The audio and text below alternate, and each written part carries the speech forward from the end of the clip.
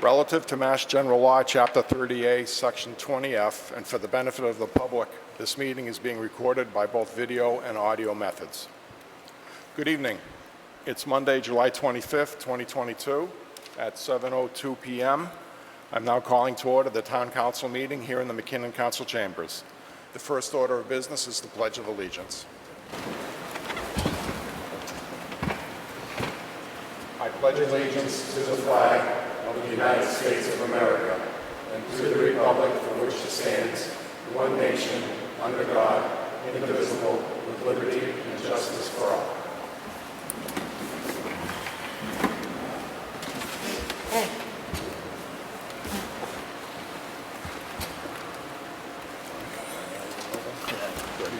Okay, item number 2 is roll call. Please. So we have Councilman Daniel, Present. Councilman Marchetti, Present. Councilman Montigny, Present. Councilman Lazo, Present. Councilman Adams, Present. Councilwoman Rivas, Present. Councilman Steves. Present. Not accounted for is Councilman Dow. Very good. Let the record show that Councilors Dow and Ryan are excused for this evening.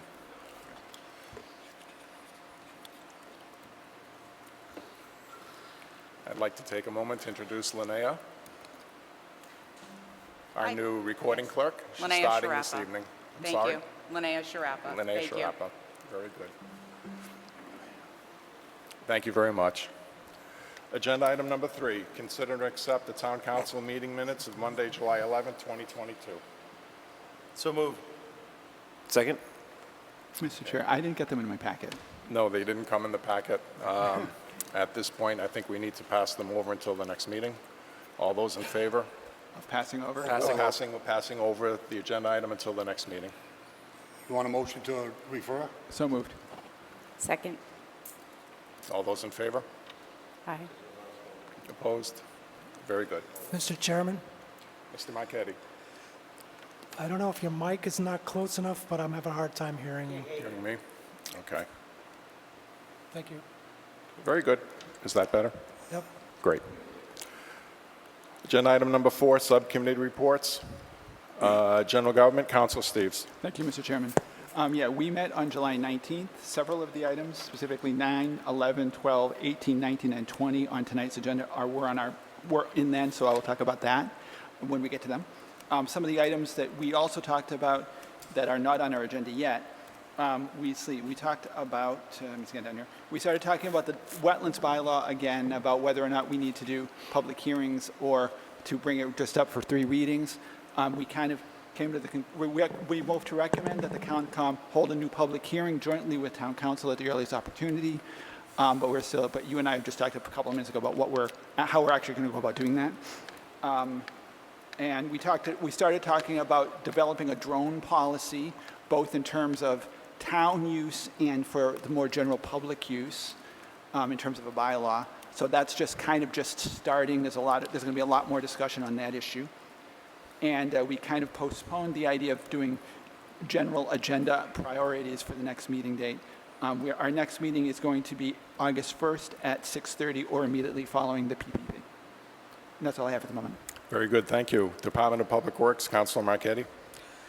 Thank you, Mr. Chairman. We've had no meeting. Our next meeting is tentatively scheduled for this Thursday, June 28th, 7 p.m. in the Veterans Room. Thank you.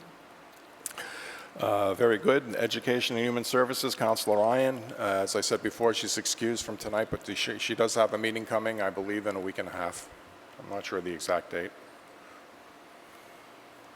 Planning and Development, Councilor Adams. Thank you, Mr. Chair. Through you, we had a meeting on July 18th, agenda items number 10, 13 through 17 on tonight's agenda, and our next meeting is scheduled for July 28th. That's all I have.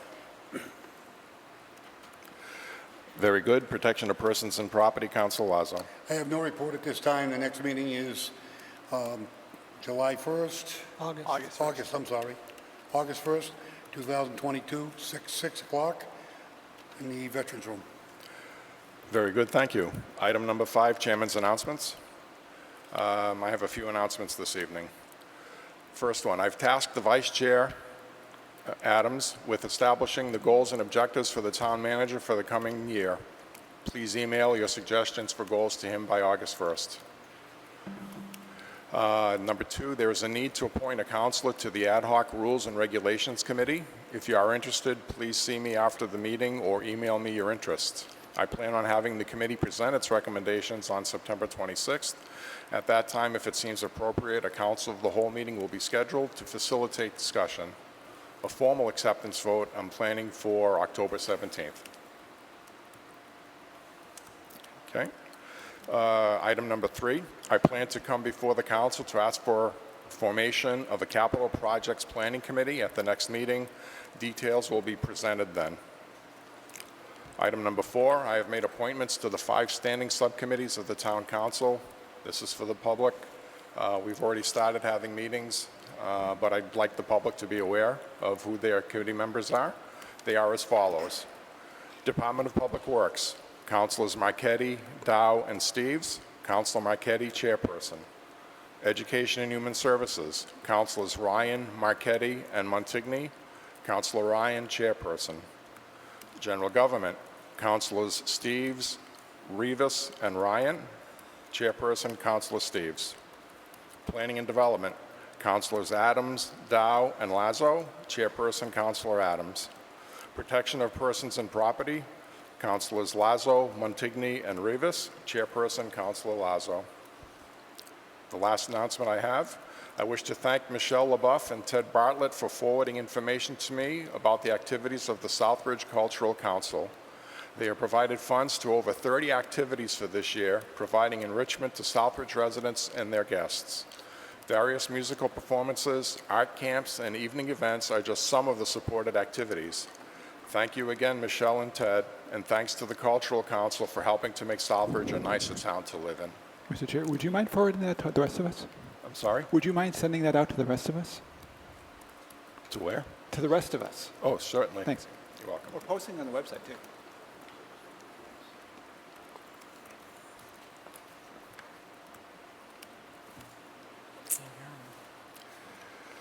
Item number 6, Town Manager's announcements.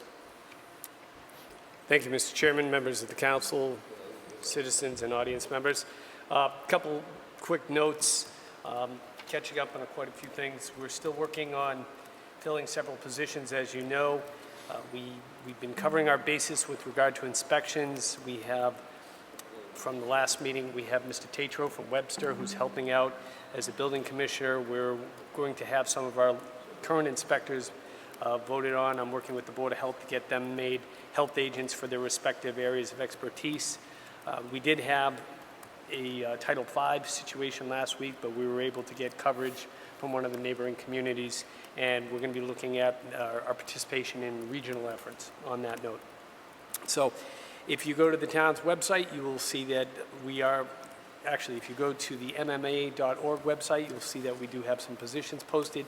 On the town's website, under boards and committees, we now post the vacant positions. So we have a spreadsheet that's up there that lists the number of positions that are open. We have 2 slots on the Agricultural Commission, 4 on the Cable Advisory Board, 2 on the Board of Health, 4 on the Central Mass Regional Planning Commission, 4 on the Commission on Disabilities, 4 on Conservation Commission, 5 for the Economic Development Commission, 3 for Historical Commission, 1 on the Library Trustees, 1 on the Liquor Licensing Board. These are ones that I believe are all up or vacant at the moment. Planning Board alternates, we have 3. Recreation Committee 4, Scholarship Committee 4, Cultural Council 2, Rail Trail 3, Traffic Commission 1, Trustees of Soldiers, Sailors, Marines, and Airmen Memorials 1, and the Zoning Board of Appeals.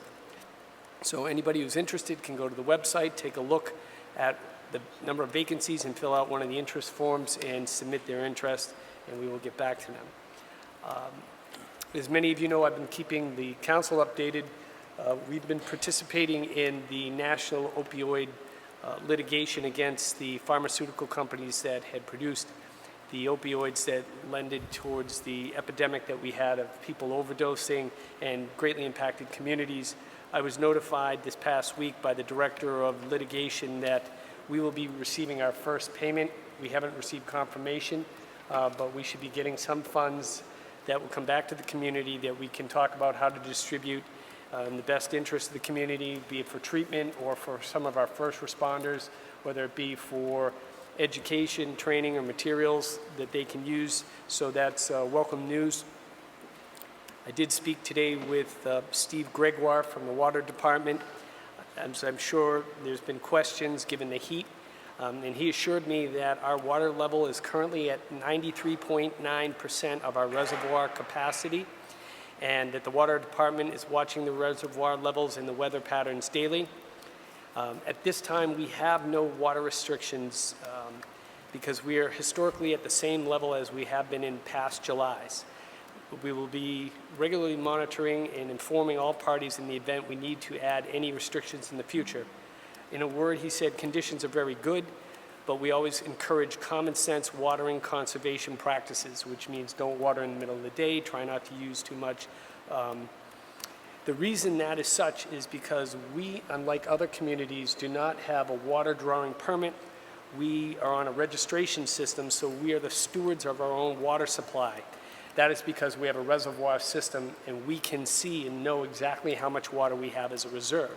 Versus some of our neighboring communities that are on a well-based system, they have no idea how much they have in reserve, so therefore they have to use withdrawal permits and must adhere to state drought regulations and recommendations. So that is why you'll see some communities with certain restrictions on outdoor watering, but we at the moment have no such requirements, but the Water Department will continue to monitor our levels, which they say are right on target for our historical projections. So if there are any questions, the council is directed to contact Mr. Gregoire, and if citizens submit any questions to the town manager's office, I'll make sure that those get passed along and answered.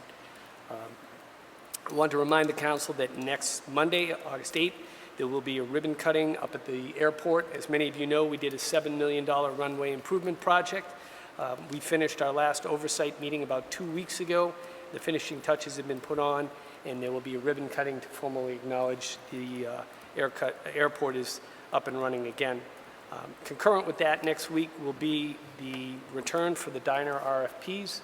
As many of you know, we're trying to find someone to operate the diner. We've got some good press as a result of the airport story, and we've had a significant amount of interest at this point in time, so we're hoping we get a good candidate next week.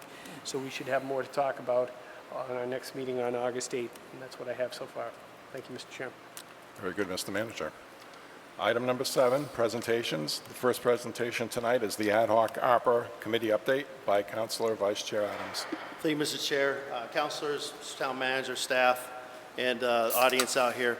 So a few months ago, we were charged with working with the ad hoc ARPA committee as far as setting that up, and I think we've done a fine job. Myself, the town manager, Councilor Steves, along with Councilor Marchetti, who's normally at the meetings, and quite a few individuals, including Ms. Harnoy. Today, we just want to give you a quick brief on where we're at with the ad hoc committee, just to be as transparent as possible. Right now, obviously, I've said this multiple times, we received a little bit over $5 million in ARPA funds. We have so far allocated close to $3 million. We still have about $2 million, but tonight we have some funds that we are requesting that will be reviewed by you this evening and to be voted on. And I believe the total amount, if all is approved, is about $561,000.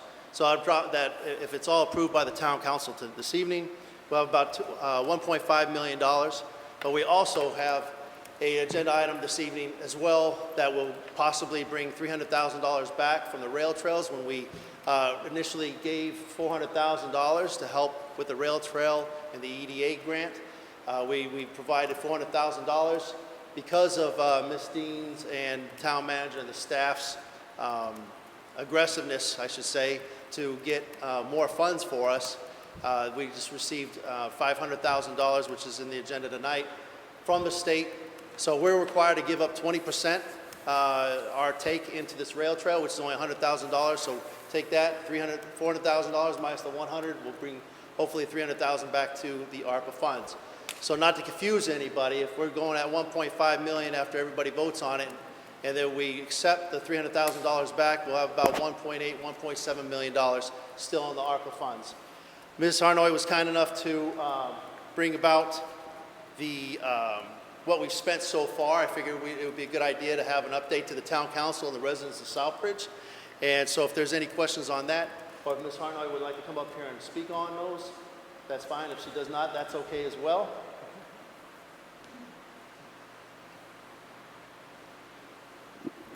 Good evening.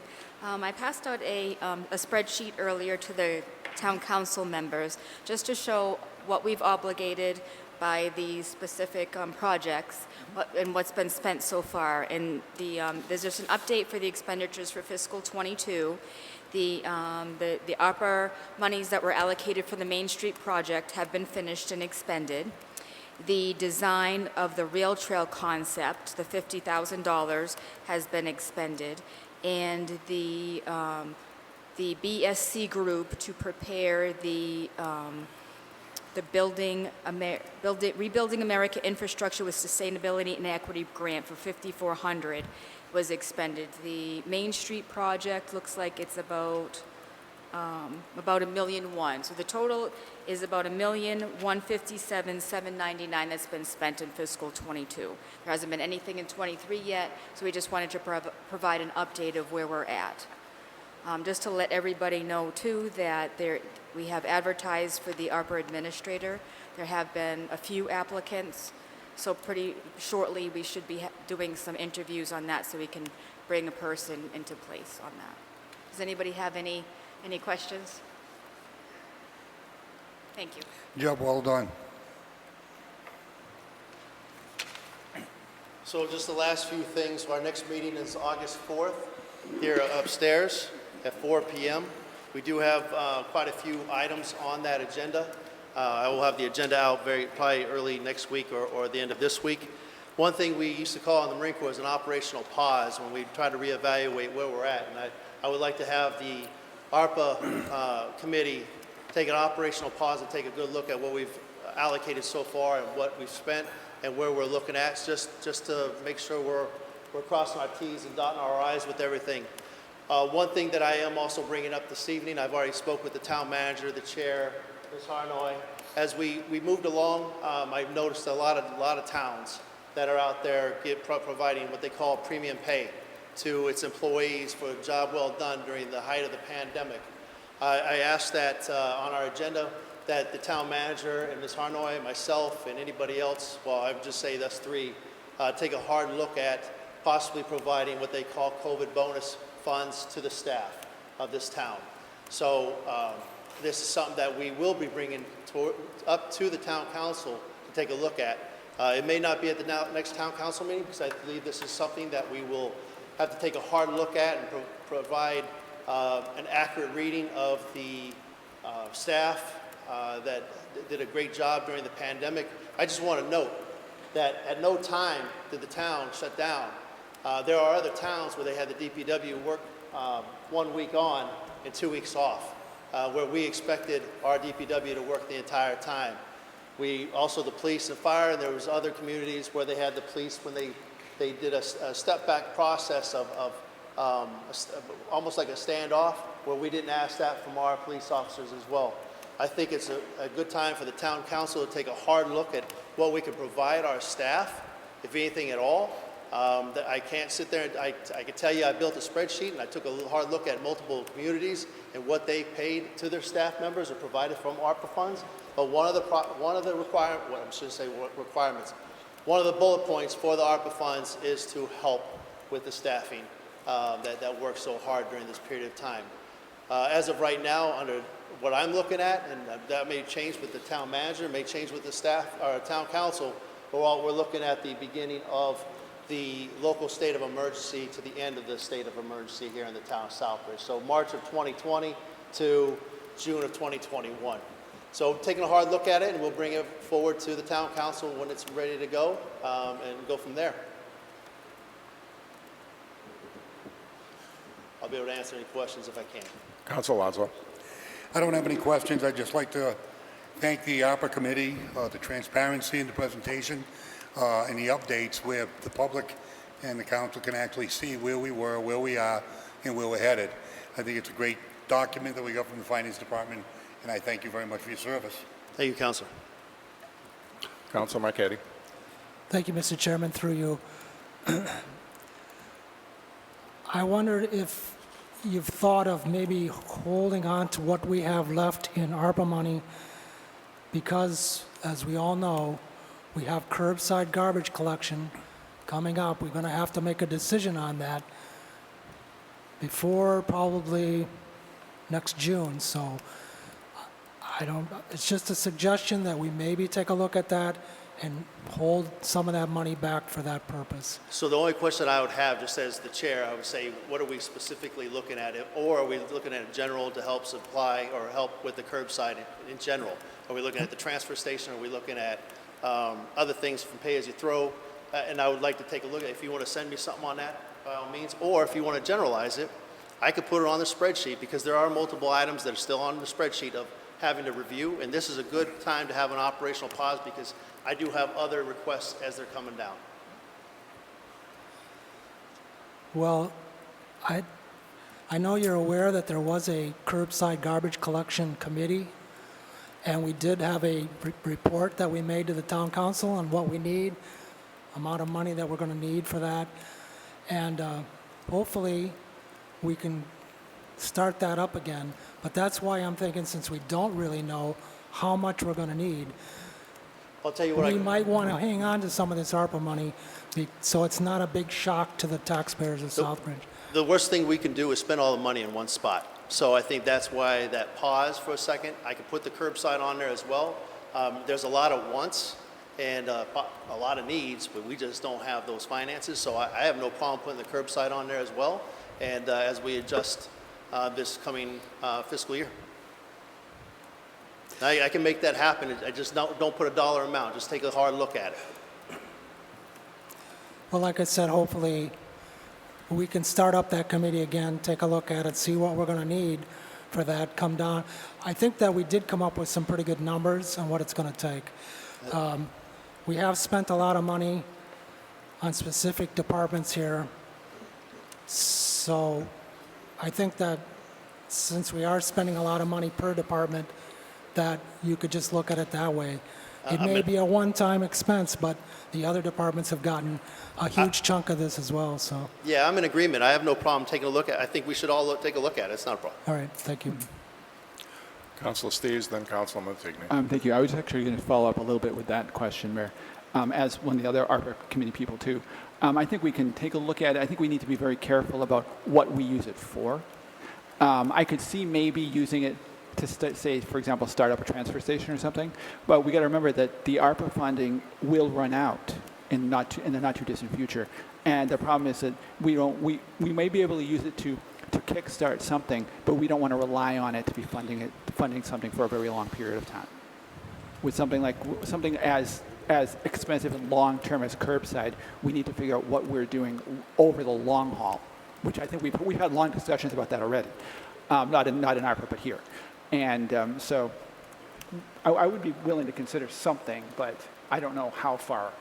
Well, that's why we have the We should meeting, be so doing we can it. have a Exactly. discussion about it and make a Right. vote and recommend it or not recommend to the town council. Right. Councilor Montigny. Yeah, thank you. I agree with what Mr. Marchetti is saying, and without getting too off topic, I mean, anything in my mind that can be done to kind of prevent a tax increase to the taxpayers that's over the legal limit would be a benefit. Yeah, like you said, the transfer station, it might be something specific, but there has to be a dollar amount somewhere that can help protect the taxpayer from an increase like that. So it's definitely worth looking into to me. And I do agree with the previous speaker talking about how you use it now, but then the ARPA money doesn't come back. You can't use it every year to pay for trash, for example. But, you know, that topic is a topic that should have been looked at a long time ago. We probably wouldn't be facing such strict, measures here. So if we can do anything to supplement the prevention of, tax raise above the legal limit, I do agree with what Mr. Marchetti's idea is proposing. Just for my 2 cents. Can I just real quick, Mr. Chair, just to throw this out there, there will be updates to the new counselors and to the former, all you old people that are up there that are counselors on the curbside collection as well soon through probably council of the whole meetings, since it's already been briefed to you to 7 of the 9. Not to beat that dead horse multiple times, so I think that's something. But we're getting off topic of the ARPA, so thank you. Very good. Council Lazo. Just a quick minute. I think we beat the trash to death. I think we need to make a decision, maybe bring up to speed some of the newer councilors, but sure. I think that's already, to me, done deal. Just make the decision on where you want to go, and then if you can figure out the price numbers, then you can look at the hopper. But again, if you listen to what Council Adams is saying, and Chairman of the Hopper Committee, is everything's on the table. Let's work at it. Let's air it out. Our employees, the trash, whatever we have. This is a one-time deal. If there's $2 million left, let's be smart about it and get the most push out of it. When you talk about trash, you're going to have to buy trucks, depending on what the contract is. So, I mean, I think we need to make a decision on the trash. And then at that point there, you can look at the numbers. But, I mean, all the trash business and research has been done. The committee has done most of it, and I think we need to just tweak it and move it through. Very good. Councilor Rivas. And I do look forward to that conversation when that comes up in the agenda.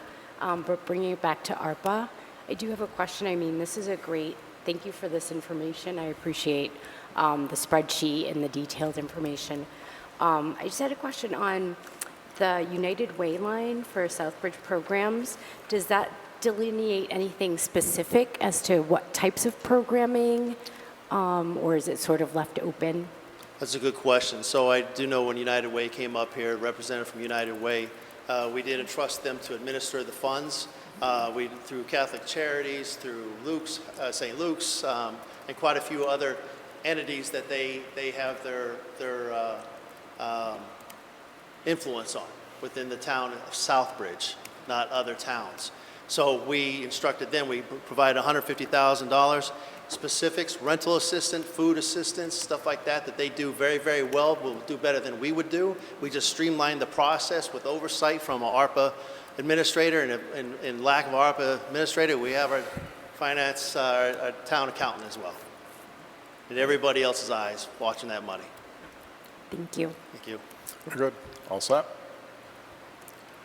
Very good. Thank you, Thank you, Mr. Vice Chair Adams.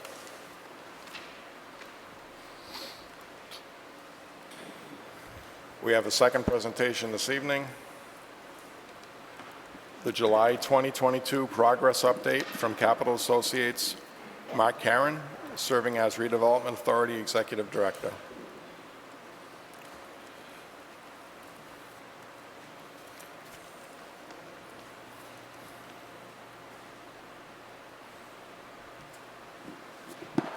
Good evening. I just want to quickly introduce the Capital Associates consultant, Mark Karen, working for the town right now. Hopefully this is the first of 12 presentations to the town council. I had suggested I am going to be reviewing him monthly rather than it be in a vacuum. I would love for him to be bringing his good news to the council and the public at the same time. We're all vying for economic development. So we're going to keep it short and sweet. There's just a few slides. Enjoy.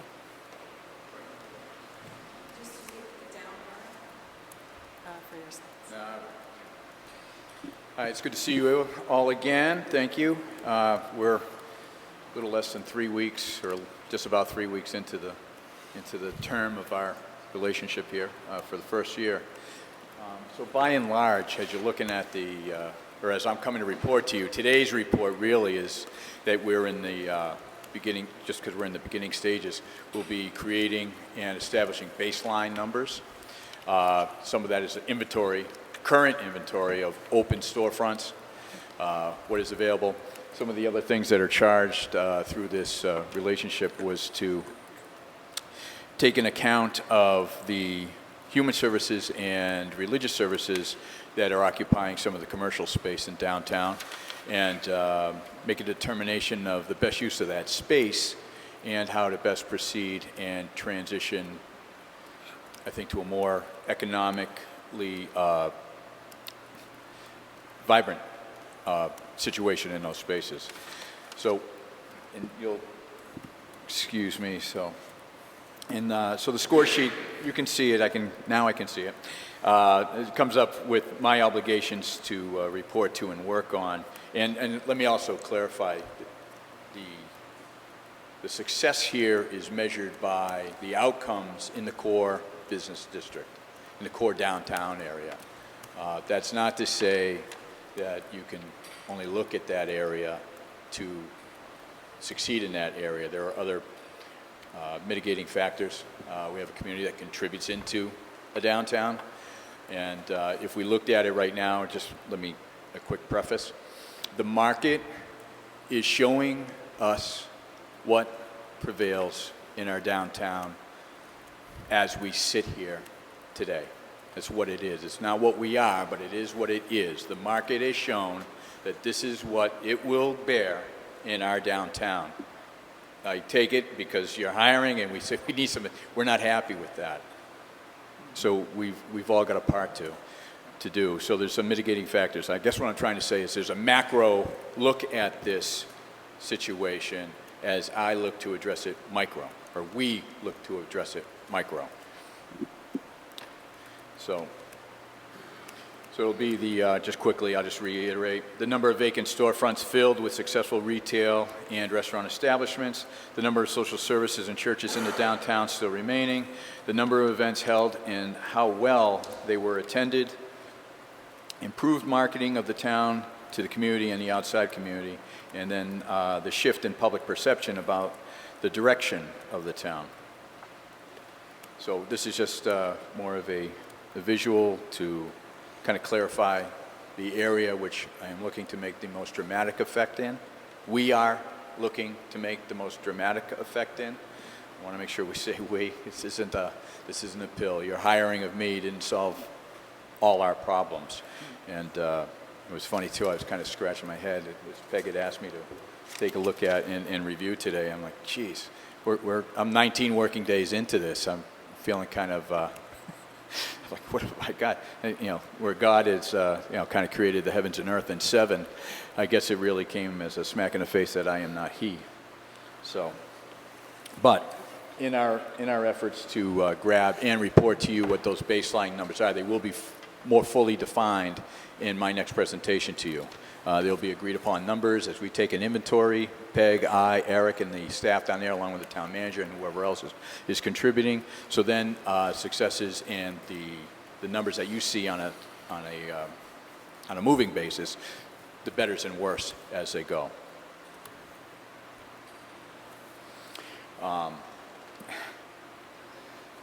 So as I walked in on Monday the 22nd, we were blessed with the news, that the rail trail was positively affected with an infusion of cash for its development. It's 20 years to this year that the legislation was accepted, and the funding for that came through, and there's some guy you guys elected, or proud of someone, got it through A&F, and we were able to purchase that. So I guess as I came up here the first time to address you as you were considering the contract, is that the good news is it wasn't dead. The bad news, it wasn't done. But today is a different day, and it's going to be worked on, and I'm very glad now to be re-energized and be a part of maybe finish what started, at least add a part of. But in that first click area, the number of social services and churches in our downtown still remaining. Again, we're in the process of taking the inventory. That will be reported, but we have a success. I guess as I started this conversation, as I walked in the door, one of the things that came about was that, Mark, go introduce yourself to Pastor Hector. There's a problem with his tenancy on Hamilton Street in the rounded space. So that started, and we got on a great conversation and a good foot. He understood what was going on, although unfair that he was placed in the middle of it. We were able to understand where we are as a town, what our efforts are, and how they coincide mutually with his charges. So the good news is he's out of a retail space. All right, so we were able to help that, and I think secondly, and on top of that, the good news is there's a church actually operating in a church. They were relocated next door to the yellow church that Gay McCarthy has restored. There is a ministry in the cellar, but there was open space and accommodating space in the second floor that he was willing to look at with some concerns, but they negotiated out, and so we are one less religious offering in a retail space on downtown, and it's now being taken place. We didn't displace them. They're still a part and contributing benefit to the town, but in a place that was designed, built for such efforts.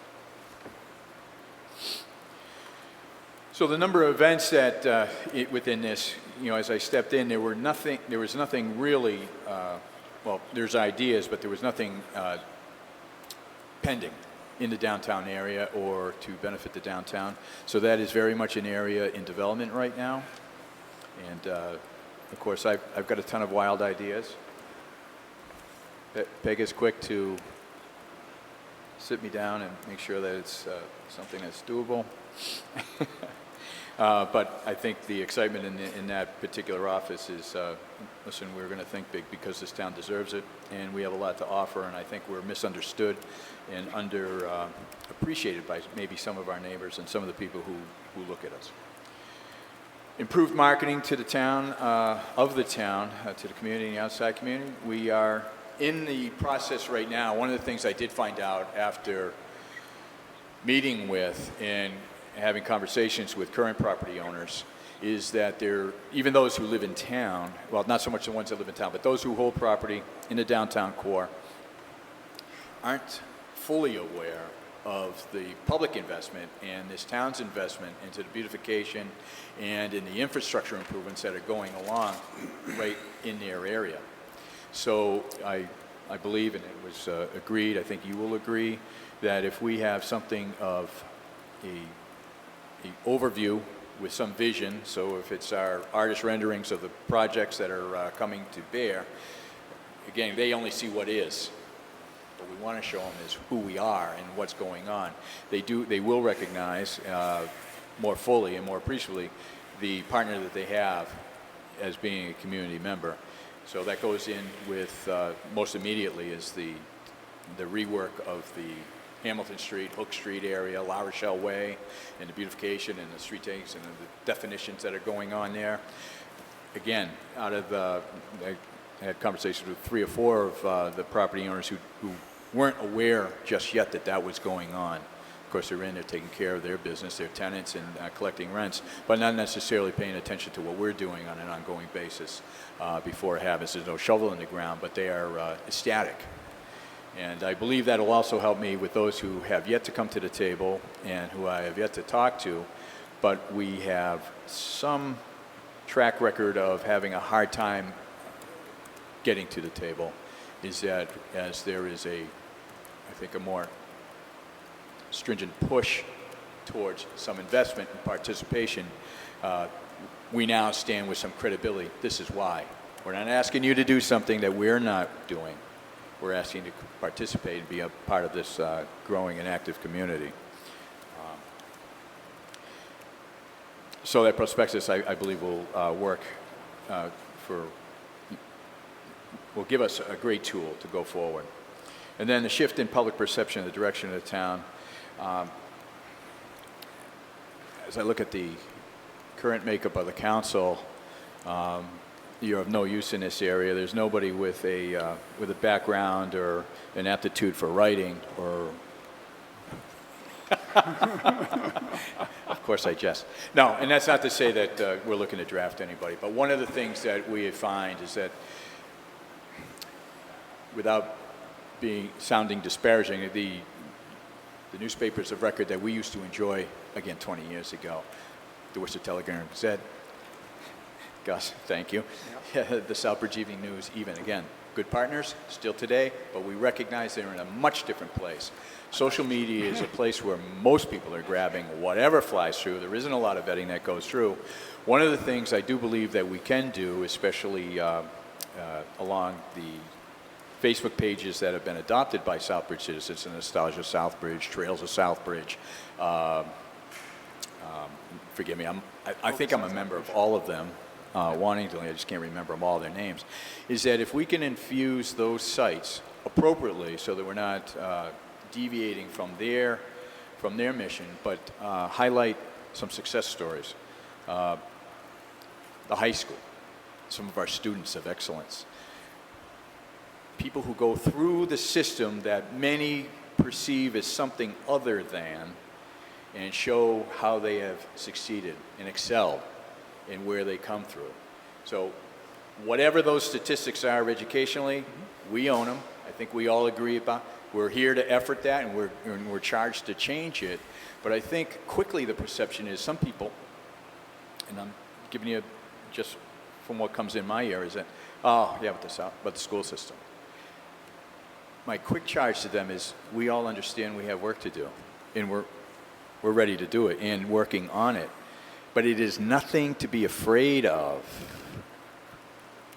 And if you have children or you're a family that is looking to succeed, it has all the tools to surround an individual and a family to propel that individual through to a very good and promising future. So that's why that particular item is in there. And I think we have room. I think it has to be well done so that it is read. Otherwise, an article is like a tree. If it woods, if it falls and nobody hears it, did it make a sound? I don't know. If we write it and nobody reads it, well, I don't have the ending to that one. So, and that's really briefly it. Again, without a lot of hard numbers to give to you, there will be, and again, the effort is ongoing right now to create those baseline numbers for you. We're within an eye's view of getting those all together, and they will be presented and brought forward to you so that we can mark them. And then there will be, an ongoing conversations as we have in the past, even before this relationship, but even ongoing of suggestions of what we can do to make sure that this, if I may, the social soil is becomes more fertile, more nutritious, so that this downtown, which is our seed, our heart, if you will, can thrive. Just one last analogy as I was coming through, arguably the heart of any downtown, the heart of any town is its downtown area. What we see is what's running through its chambers. So we need to make sure that what is feeding that downtown is healthy. Mm-hmm. And as that becomes healthy, what is showcased in those windows will show that health and that strength and that progression. And but we can work on it from both the inside and the outside. Thanks. And can somebody turn the heat up?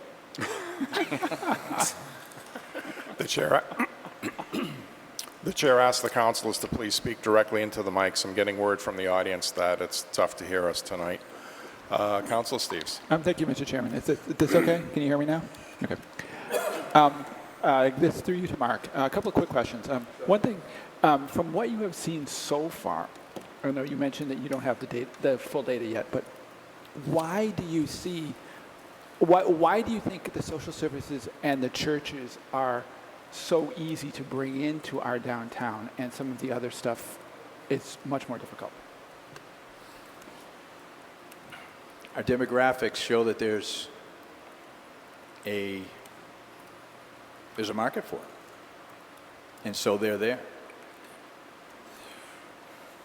You think there'd be a market for the other stuff that there is, and we're working on that. They're also, if I might, but they are vacant and they are available, so they're quickly to go into, to locate. And there's a citizenry, at least a kind of an immediate market geographically, that will walk into them. If I might expand on that just a second, is that works to our favor. as we look at this as an opportunity, but a symptom we want to change, both naturally and if we can, kind of push it along, is that their congregants are actually walking in downtown. Sure. That's good. That's a good habit that we want instilled in more people, is that they're comfortable walking downtown, in and out. So that's good. They are ministering to people that are seeking their guidance. That's not an unhealthy endeavor or pursuit. And they also have the ears of those people. So as we are able to talk with them and have these conversations, there is actually there's a meeting scheduled towards the end of August with all the pastors. There's some 26 churches, and I'll give you an inventory of that. Don't hold me to that number, but there's about 26 churches, is that we'll have a, hopefully, my attempt is to come to a consensus on our mutual goals.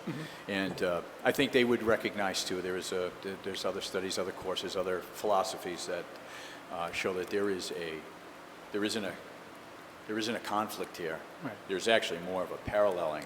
And it says if we can just be on board and know who their partners, who they're holding hands with, and that's us and our citizens, then we're going to be in good shape. So it's just where it is right now. I guess I'm saying if there's nature has a wonderful way of just adjusting water tables and the whole bit. But the market is showing itself right now in town with the amount of effort that we've been able to put into it is where it's at. We are now assertively looking at paying attention, and I'm also a firm believer is you are what you celebrate. Right. We are starting to pay attention to it, which means we're celebrating our downtown and we're giving it the right attention and medicine, I believe, and therapy, maybe therapy, physical therapy that we need. Okay. And another question I had. Councilor Steve, one of the things, everything that Mr. Karen said is true, but also I know working with Ms. Dean and others, speaking to some of the business owners, one of the issues is that they're low-maintenance tenants. Right. They don't really require any code upgrades. Sure. So if you bring in a restaurant or something else that requires modifications, there's going to have to be significant improvements. That's one of the things we've been working on, incentivizing by upgrading the water lines, trying to get additional liquor licenses for the core area and other areas of town to create the incentives. So in the absence of some of those things before, they had the space, low maintenance tenants, so the congregations came. So it was a good partnership, as Mr. Karen said. But what we want to do is work together and create the incentives and find places for these folks to go. So, further that partnership as was discussed. And thank you. The town manager is exactly right, too. I think one of the items before you tonight is an affirmative vote from a couple meetings past and appropriating some of that ARPA money towards that issue so that we can, again, that these property owners aren't in this alone, the tenants aren't in this alone, that the town is actually assertively, maybe that's a better word, looking to address those issues together. So that is true. And I do believe there's one of the other pieces before them tonight, the PACE program.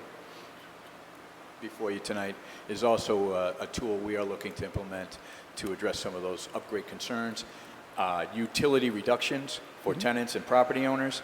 And again, our show of action with them allows me, at least in my conversation, my dialogue, to be a little more expecting of coming to the table, coming onto the field and playing this game with us. Okay. And again, just quickly to Michael saying, a couple of the people we find hard to reach are very large stakeholders in town, but very quickly, I'll just give you a kind of overview of their, you want me to do what? You want me to put X amount of money in?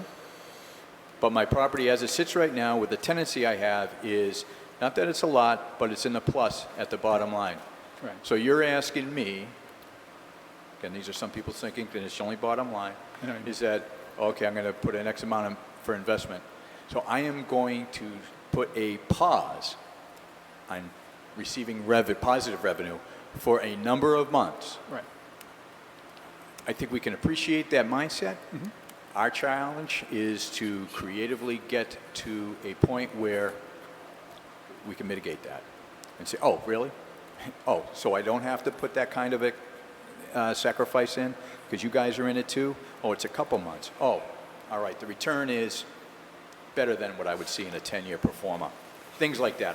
There's no details here. Right. Conceptually. Right, I Thank get you. that. Okay. Thank you. Sorry. Great, thank you. And also to follow up, so you mentioned, and I noticed with that the little map you showed, it seems like a really narrow part of downtown, and I kind of understand with the redevelopment authorities target zone. I'm really sorry, Gus. I'm sorry, I said that with the map that you showed, it seems like a really narrow part of downtown. I just want to make sure that we also focus on kind of the rest of Main Street. Because like you mentioned, no events, but we've also had several events down at the Arts Center. We've had all of the concerts at the Common, those kind of things. And I think I want to make sure that the areas that we've been talking about actually do thrive. But I also want to make sure that we're not so focused on one area that we ignore stuff that's going on literally just outside it, literally walking down the street from it. So, these are all part of the, as you pointed out, the macro, the heart of downtown. Yes. They're all part of downtown. Yes, but that is to your credit, this board's credit, and to the suggestion of the RFP that came out. Yep. It was, but we want a target on Right. there. Oh, sure. Whatever we are doing, even if it's in those areas, make sure it's relevant Right. to the betterment of the downtown. Mm-hmm. The downtown also, if I may suggest that, at least it's my feeling, I think a lot of us do, I mean, that's our greeting center. Yeah, absolutely. People go through the center. Absolutely. The first thing they're going to do, where any Google search it's central point in downtown. Mm-hmm. That's who we are right now. Have you had a chance to talk to the local historic district commission yet? I'm sorry. Have you had a chance to talk to Steve Brady and the local historic district commission yet? One more time. Sorry. I really apologize. And I'm not this big.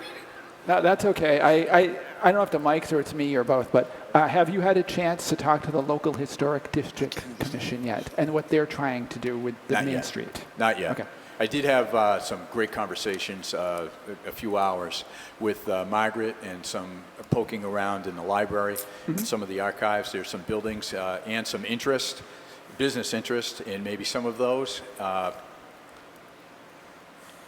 So I've only to that extent. Okay. I do want to bring that in. It's important. That's who we are. Thank you. Yeah, so you want to talk to absolutely. Steve Brady then because he's Yeah, chairman of that. Steve's a great guy. Okay. Yep. Great. Councilor Marquetti. Thank you, Mr. Chairman, through you. I know that you're just getting started, so I don't expect you to answer everything tonight. Yeah. But I do know that when you were hired as an agent of change. And so what does that mean, an agent of change? We have studied the downtown for years now. We've studied it. We know what the problems are down there. What I'm looking for is someone to come here and say, all right, this is how we're going to change. This is my recommendations for changing the downtown area, whether it be low income or money to help with rent or whatever to get people into those storefronts. What are your recommendations for changing the downtown area? But those are part of the things that have come in before you. I mean, that is actively going on right now, to your credit. There are other agents of change. Some of it is industry clusters. Is there anybody able to communicate? Is the town communicating with independent brewers? Are they communicating with independent screen owners? Are they communicating? Well, the answer is yes now. It's part of the change, but the conversation has to start. What are the availabilities? And then it's also with knowledge is what is the town's stake in it? And is there participation, or are we in here all alone? Are you asking us, I'm speaking on potentially on their behalf, hypothetically, are you asking us to solve your problems?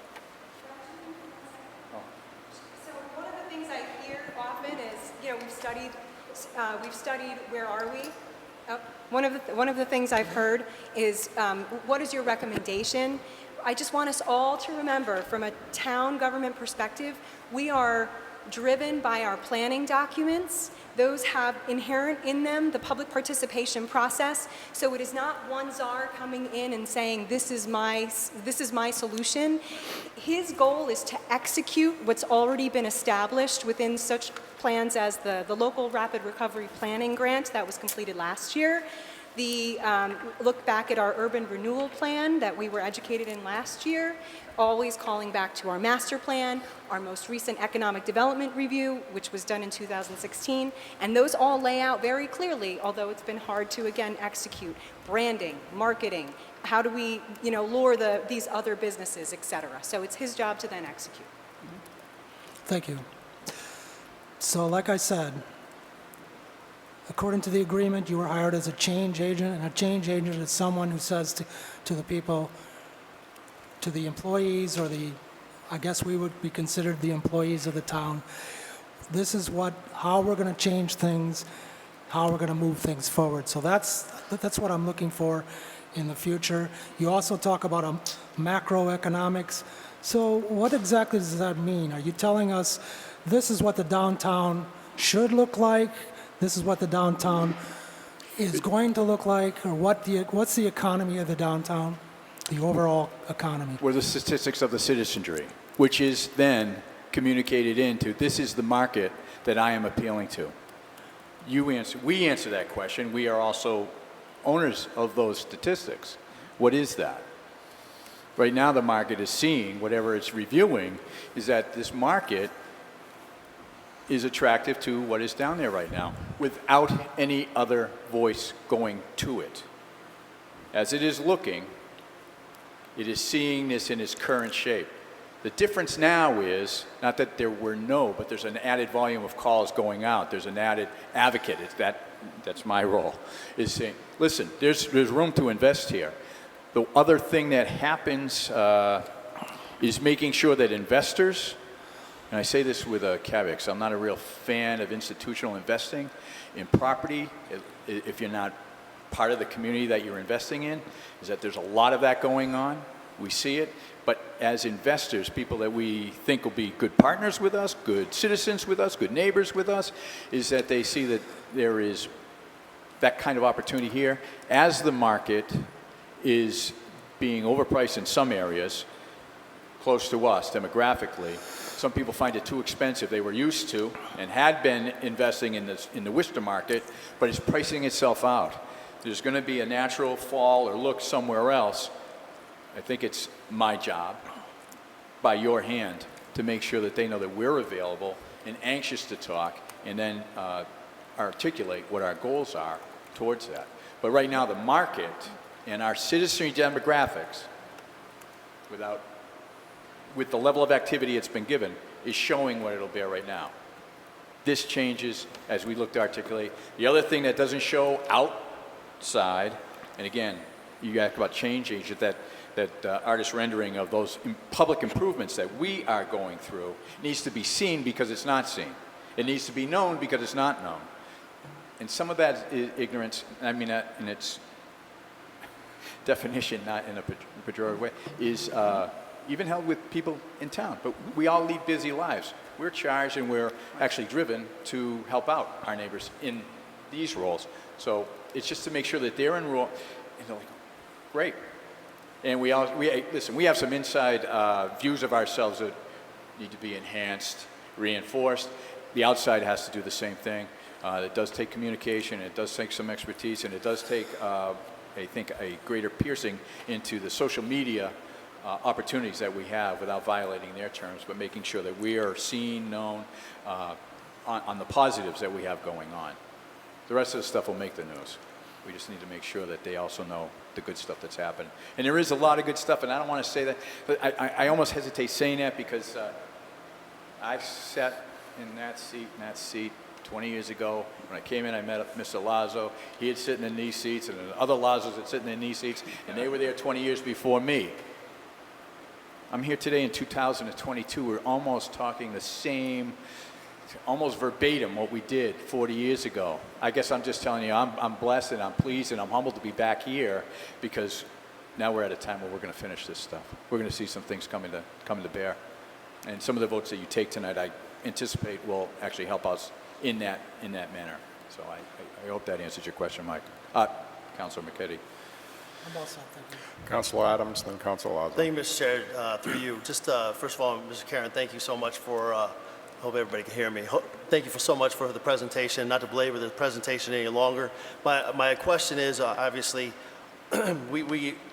well, a statement. We got to be careful about where we're asking Mr. Karen to go, because it's a specific area, specific contract, something we specifically voted on within the core of our town. But the question I have for you is, we have a redevelopment authority within the town itself. It's underutilized. I've said it for 4 years. When I was on it 6 years ago, it's underutilized. Has an eminent domain authority. They can take property that hasn't been. We can go through the whole gamut, but it's a tool in our tool chest, like a lot of people have said. Have you met with them? Are you planning on meeting with, if you haven't? And hopefully down the road we can. My question is, will we have a plan with them to actually utilize their strengths for the town's betterment? I've spoken with members of the redevelopment authority, not as a body as a whole. Great questions, and the answers are yes. I happen to be of the same philosophy. They are underutilized. That comes to us from time and how they were utilized. I mean, I think, if I'm not mistaken, there's still a position on the redevelopment authority that needs to be filled. It's a state position, yeah. Could be, yeah. But again, it would be nice. That is, there's a reason there's a state appointment. We should be seeking one out to seek that appointment and then get it ratified. I agree. I mean, those are absolutely, actually. I mean, because you're correct. They can take ownership of properties. We just want to make sure that the members, as is currently constituted, are on board with us, so that we are, again, kind of like with the church's effort, that we're walking and moving in tandem and in the same direction. We may have differences of what exactly those things are, but we need to agree that we're going in the same direction. I say that just out of maybe some past frustrations. I don't think they still reside here, and if they do, I think they can be quickly mitigated, because I think our tolerance for we don't have time to stand still any longer. So I hope that answers, yeah, David. it does. Thank you so much. Okay. We sent out an email to the chair of the Redevelopment Authority and the EDC asking for the next meeting to be scheduled as soon as possible in either end of August or in September, after consulting with the planning board. We're bringing together the boards under the Economic Development and Planning department that we've done in the past. We were calling these quarterly, but it's been longer than quarterly. The goal is to introduce Mr. Karen and to come up with our first project. When he was saying we're going to come up with the baseline, I think he mentioned the town manager. It's more the boards that are going to be involved in creating the baseline. We're going to do a slum blight survey of the downtown in cooperation with the board, so that everyone has a chance to recognize where we start and then be able to go forward together. Thank you. Council Lazo. That's why Peg Dean is Peg Dean. I got to tell you, been around a long time. Mark, you and I both have worked on different issues. I was always of the mind of the team concept, and what Peg Dean talks about is boards, commissions, and everything. We often have a problem with the welcome wagon in Southbridge. There have been businesses that came in from Springfield, the bakery, for instance, came into the town hall. I want to open up a business in Southbridge. They left as fast as they came in. Yeah. Okay? And for me, it was a lack of a welcome wagon. Now, if the bakery would have stayed for some reason, we could have made it a destination. We fought, not we, but the whole town and the previous council fought for the registry. The registry of motor vehicles came in, and then this town manager did a fine job of keeping it here. And this council did some renovations to the building that made it palatable to stay. The registry, it sits there and it becomes a destination. And the parking lot is full. But then you can go to other parking lots in the downtown area. Due to the vacancies, the parking lots are not full. So we need to, I'm on board 100%. And I think the team concept of the boards and commissions being more pro-business and less obstruction in front of the road to welcoming a business and opening a business. I know we have fire codes, building codes. Absolutely. We have all kinds of things. We're well regulated in the state of Massachusetts. But the thing is, there are some instances, and I give this town manager an A in knocking down some of the blocks or accomplishing by getting the team together and talking about the issue and making it work. I'm voting yes tonight. I think you, Peg Dean, and moving forward, but we need to get the boards and commissions on the team. And we need to get all the residents moving in the same direction. We have a beautiful downtown. We have sewer. We have water. We have assets. We have parking lots that we've just redone. Roads that we're fixing. So, you know, when you look at it, it's a nice destination, Yep. but it's empty right now. Yep. And your outreach is going to be big. But the thing is, when you outreach and you finally get somebody and you bring them back and there's no welcome wagon, we got a problem. Thank you. Very good. Thanks. Councilor Rivas. Through the chair. Thank you, Mr. Karen, for your presentation. I'm encouraged by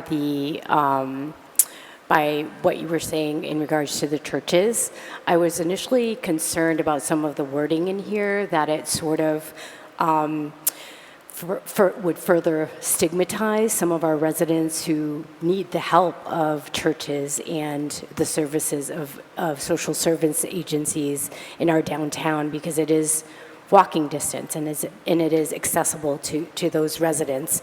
But I am encouraged by that. And my question is, when you talked about the collaboration and sort of getting together with all of the 26 or so churches to talk about sort of like the commonality and the common goals, is that same effort or take being done with the social service agencies, in that corridor, in that block of town? Again, because many of our residents, need those services, and I want to make sure that it's the same approach with the social service agencies. Thank you, Councilor. I'd like to say that, they got to go because there's somebody beating down the door and there's no other storefront. That's not the case right now. But the conversations, yes, Kiva was most present in that they're administrating over the Wednesday farmers market, a mobile farmers market. So we had a brief, I don't mean to sound like it was comprehensive, but a brief conversation. And that, you might remember, used to be the home of Domino's Pizza. Gee whiz, back in the day. I used to. So, yeah, no, that, yeah, absolutely. And please, I hope I didn't come across, there was, nothing derogatory in any of these comments. But I think, and again, and I'll pass it along and I'll share it. I've actually brought it together. I haven't put it all together. But one of the common things that we all share is that the show of success, whether it be in the human service agencies or in the faith community, is that our participants are participating now and able to reach out to their neighbors through commerce in what is our downtown. And they can, if we are successful, we are able to reach our clients and our participants in our churches with coming up with ambition. Hey, this is an idea I want to seek out. It is both within the mission of faith and in the mission of fortifying and strengthening the clients that are looking to strengthen themselves in the voids that they find. So notice very much, I hope I didn't come off derogatory. I very much see this as an opportunity. The reason it's on the screen is that it's a current show of where we are as a community right now in our commerce area. And it's okay, let's just own it. Let's just know that these are some of the measures and sites that we'll know that we're making progress. Thanks. Thank you. Thank you. It wasn't any of your comments in particular. It was sort of just because of, it was a little bit vague in the presentation, and so I was reassured by your comments, actually. And certainly what I want to say is that these residents will be consumers of the retail and the restaurant, businesses that come into downtown. So having a balance and making sure that we are still taking care of our residents, all of our residents that need these services, and finding a balance between what our needs are and what our wants are. Thank you. Thank you. Thank you. Yes. Concur. Very good, Councilor Montigny. Thank you, Mr. Karen. It's been great to watch your presentation here. It is that same discussion kind of we've been having for the last however many years, 20 years. I remember back in high school saying the same things. And I remember watching you on TV at the time, and I appreciated that you represented Southbridge. You even said one time the same thing I heard you say tonight, that you really does have the opportunity to be one of the most affluent towns in the Commonwealth. So I'm sorry, go ahead. That's totally fine. And I've always believed that the economics department was going to be a huge part in bringing this town forward. I always, my tenure ended at cable, I always wanted to do a lot of work together. And I think that I get a good feeling when I see you added to the team with Peg Dean. And I just know that when you say the numbers are coming in the future and more presentations, I'm excited to see what you're going to bring to this conversation we've been having forever. But, We are collectively going to do that. Thank you. The only reason I laughed is that I had passed along a link to the Greater Southbridge movie to some of my colleagues, new colleagues, and I suggested they watch it. And it's that quote that's in there. I said if in reviewing it, I probably would change that one line from affluent to prosperous. And I think that's where we are. So please allow me to stand corrected in that assertion today from some 15 years ago. So thanks. Thanks, Councilman. Thank you. Very good. Thank you so much. Thank you. Well Thank done. you. Thank you. Very well done, Mr. Karen.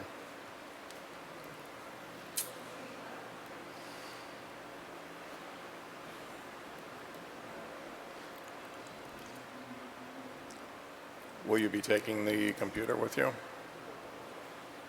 Will you be taking the computer? Do you need the computer there?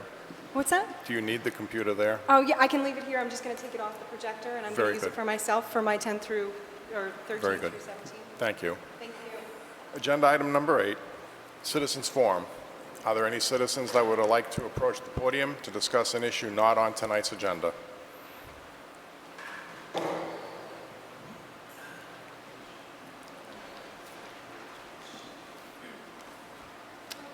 Hi, Maureen Doyle, 771 Lebanon Hill. I have a question that would normally go to our health director. Since we are without one at this time, I'm not sure to whom I should direct my question. I'm very concerned about the state's aerial spraying for mosquitoes, which hits wetlands, gardens, schoolyards, brooks, parks, etc., with its pesticide. Several years ago, the Board of Health had a speaker from the Central Mass Mosquito Control Project, and where I got this brochure. The date on the bottom is 2018, so it's not officially antique, but it's getting there. So I'm wondering what Southbridge is doing now. I'm not super into spraying mosquitoes, but there are certain aspects of this program that should be considered. They have a curbside tire collection and a recycling program for source reduction that I think is worth looking into, especially how we've been talking about what to do about trash and stuff. This service also has public information. It's provided for school-age and elderly people. They have it at different age groups, health fairs, etc. And the pesticides that are used are part of an IPM, which is Integrated Pest Management. And they evaluate which areas are priorities. I think this would be worth looking into, as I think it exempts us from the state's aerial spraying. I'm not sure. I would direct that to the health director. Please let me know, as this is a concern to me, to local agriculture and to the wetlands. So I will send this to the Board of Health, but if you have another suggestion of who I should send it to, let me know. And so you can tell me now, or you can reach out to me. You know how to reach out to me. Thank you. So, any answer? We'll reach out to you and get Okay. you that information shortly. Okay, that's what I thought. Okay, thank you. Very good. Are there any other citizens that would like to approach the podium to speak about an issue tonight that's not on tonight's agenda?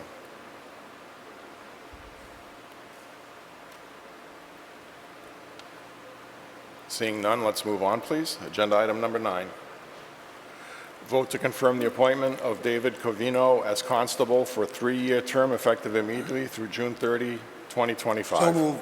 Second. Council Steves. Yeah, we unanimously recommended that. However, at the time, Councilor Ryan did ask for more information, his information sheet to be given to us to the council, which we never did get. However, Maddie did throw in information on constables in general into our packet. And I did notice one thing that I thought was a curious thing, and I don't know if the manager can ask this, or I don't think Maddie's here, but maybe the manager can answer it. I noticed here that it says that as of now we have 3 constables, maybe appointing another one. I don't think that refers to Mr. Covino. Maybe it does. But it says here that the constables need to file their bond with the town clerk's office, but only so far one of them of the 4 has. Does that mean that these people are actually not doing business in our town if they don't have bonds filed? I spoke with the town clerk, and she said that that's up to 2 now, and that the town clerk and the finance director are both doing their due diligence to make sure that everyone is notified appropriately of what their requirements are. I can't speak to what's happened in the past. I can speak to what is being done now. So does that mean that we are technically not giving them constable duty until they do that? I'm sorry? Does that mean that we are not giving them constable duties until they actually do that? I don't know. That would seem I don't know what that. the law I can't says. speak to So that. I could be wrong. I don't know. I don't really understand how it works, but Do you have anything to add? Yes, please approach.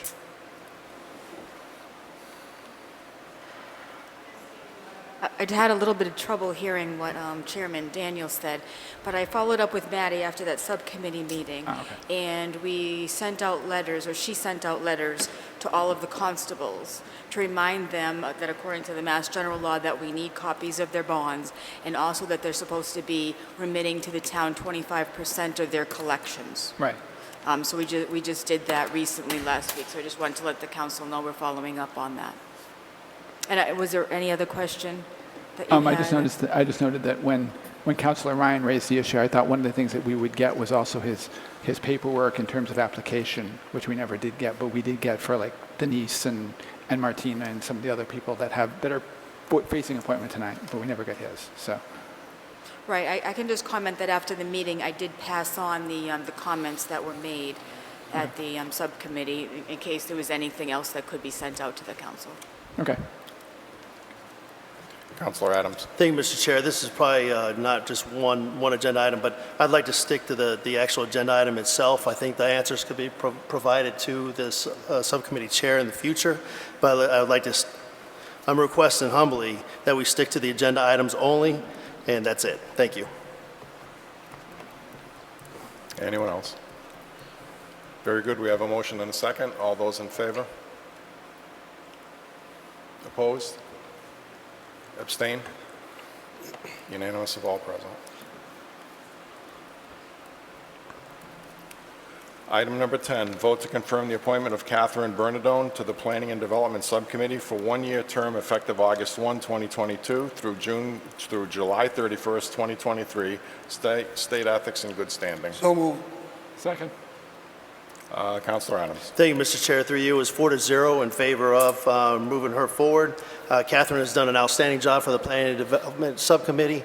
She was a big asset for us last year. I think she's even actually starting to become very strong within that community itself. So I highly recommend her at this time. Any discussion? Very good. All those in favor? Opposed? Unanimous of all present.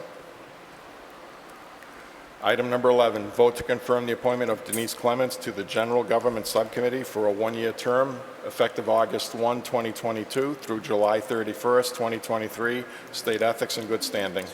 Second. Council Steves.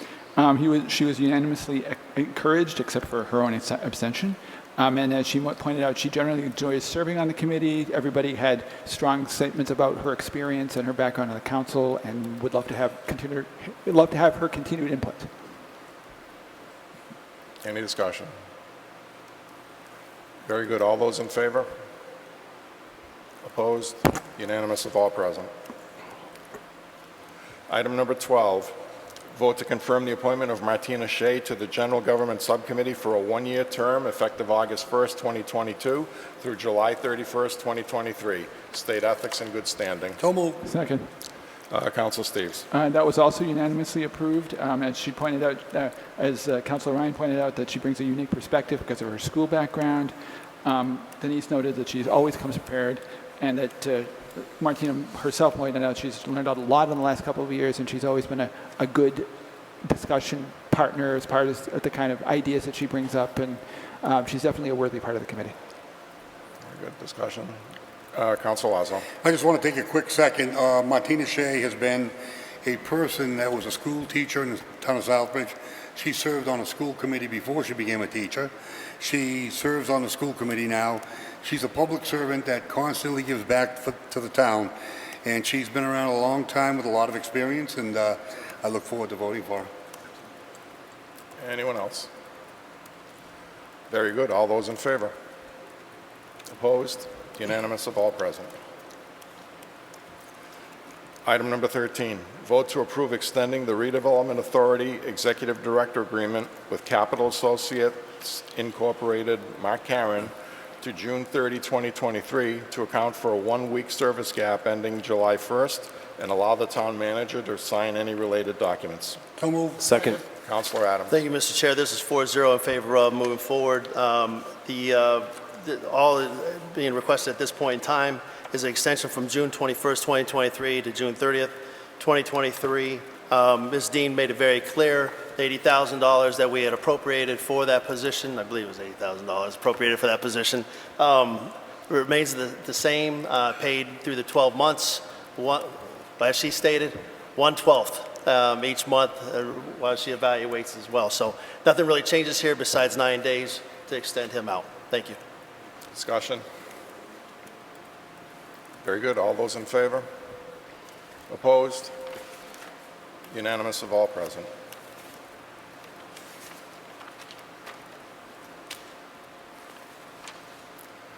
Item number 14, vote to accept the 2022 Mass Trails Grant Award for $500,000 to help design and construct the Quinnebog Valley Rail Trail and allow the town manager to sign any related documents and unencumber $300,000 in ARPA funds initially raised for the local match for the Economic Development Administration grant. So moved. So moved. Second. Thank you. Councilor Adams. Thank you, Mr. Chair. I'd like to make a friendly amendment to this to add after where it says Quinnebog Valley Rail Trail, it should state trail approve a contract extension to June 2024 should the town be allowed. I can't even read my own writing. Town be allowed the, what is it? There you go, accommodation. And then right there. We're just asking for a friendly amendment. Ms. Dean will explain that in a second. I second that amendment. Just to give a real brief description, Mr. Chair, this is $500,000 on top of that. I've already explained it over the ARPA. We're trying to take that $300,000 encumbered, put it back into the ARPA funds itself. We still are obligated 20% of this rail trail design, which comes out to $100,000, which we have. And I just before Ms. Dean speaks, I want to thank her for continuing to move forward with some of these grants and listening to those that are experts in those fields and moving these grants right to the town council to move this project along. Mr. Chairman, can we vote on the amendment? It was, and then once we amend it, we can open it up for discussion? It was asked to be a friendly amendment. Did Council Adams did not make a formal motion, so there was What nothing is a to vote friendly on. amendment? Explain that to me, it's new to me. Well, it's been going on for a long time. It's been going on for years where people just ask for an amendment to be added in with the unanimous consent of the council. Well, how do you know if you have the unanimous consent if you don't vote on the amendment? Well, the council did not make a motion, so I can't vote on anything. If the council wishes to make a formal motion, then we will vote. So I'll just make just to clarify, I'm requesting an amendment, and I read it off already. Yep. So, And I second it. okay, we got a second. Very good. Any discussion on the amendment? The amendment only. Yes, Councilman Tigney. Just wanted to, so just to clear up anybody's confusion, it says here that Robert rules a friendly amendment should not be handled any differently from any other amendment. Entire assembly must consent either by majority vote or unanimous consent. So thanks for doing this, because I was going to ask as well if we could push it through with a vote. I'm totally for it. The chair appreciates the advice. However, I think that if anyone goes back and looks at what's been done in the past, you'll see that it has been done in the past. If the council wishes to be precise, the chair has no problem with that whatsoever. We will go on being precise. Councilor Marchetti, do you wish to address the amendment? Thank you, Mr. Chairman, through you. Could you explain the amendment to me again? I didn't quite get it. So Mr. Chair, if I may, Councilor Adams. just to approve a contract extension, and Ms. Dean will explain that in a second. Okay, Thank you. To June 2024. Well, we'll have to vote on it. Any further discussion on the amendment? Very good. All those in favor of the amendment? Opposed? Unanimous of all present on the amendment. The motion now stands amended. Any discussion on the motion? The amended motion? There's no question, so. Councilor Steves? Yeah, I agree with what Councilor Marchetti just said. I mean, I want to find out what is this actually is doing, this change actually, because I mean, obviously I understand the rest of the agreement, but let's clarify what your change actually is. Ms. Dean? Sure. Thank you, councilors.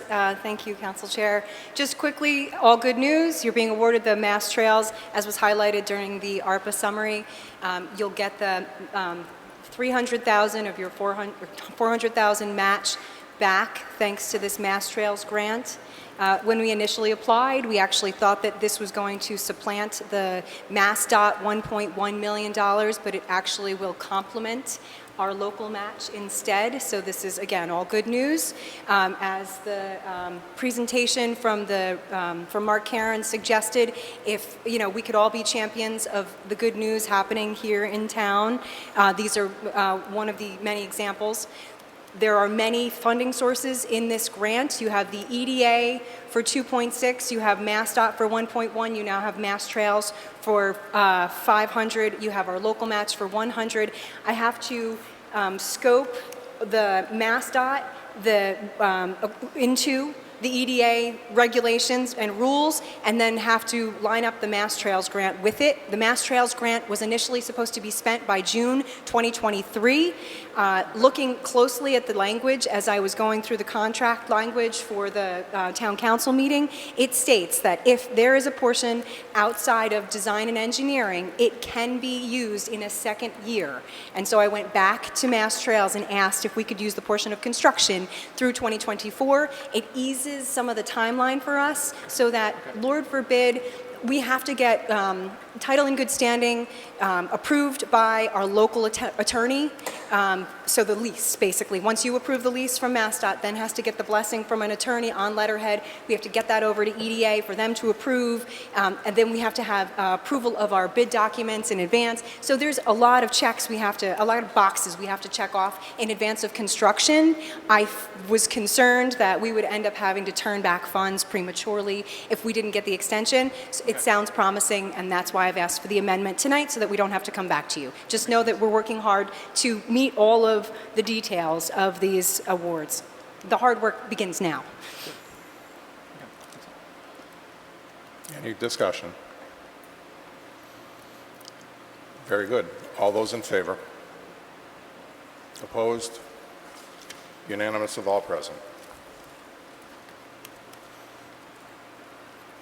Item number 15, vote to adopt the vote resolution authorizing the town of Southbridge to participate in the Massachusetts Commercial Property Assessed Clean Energy Program and allow the town manager to sign any related documents. So moved.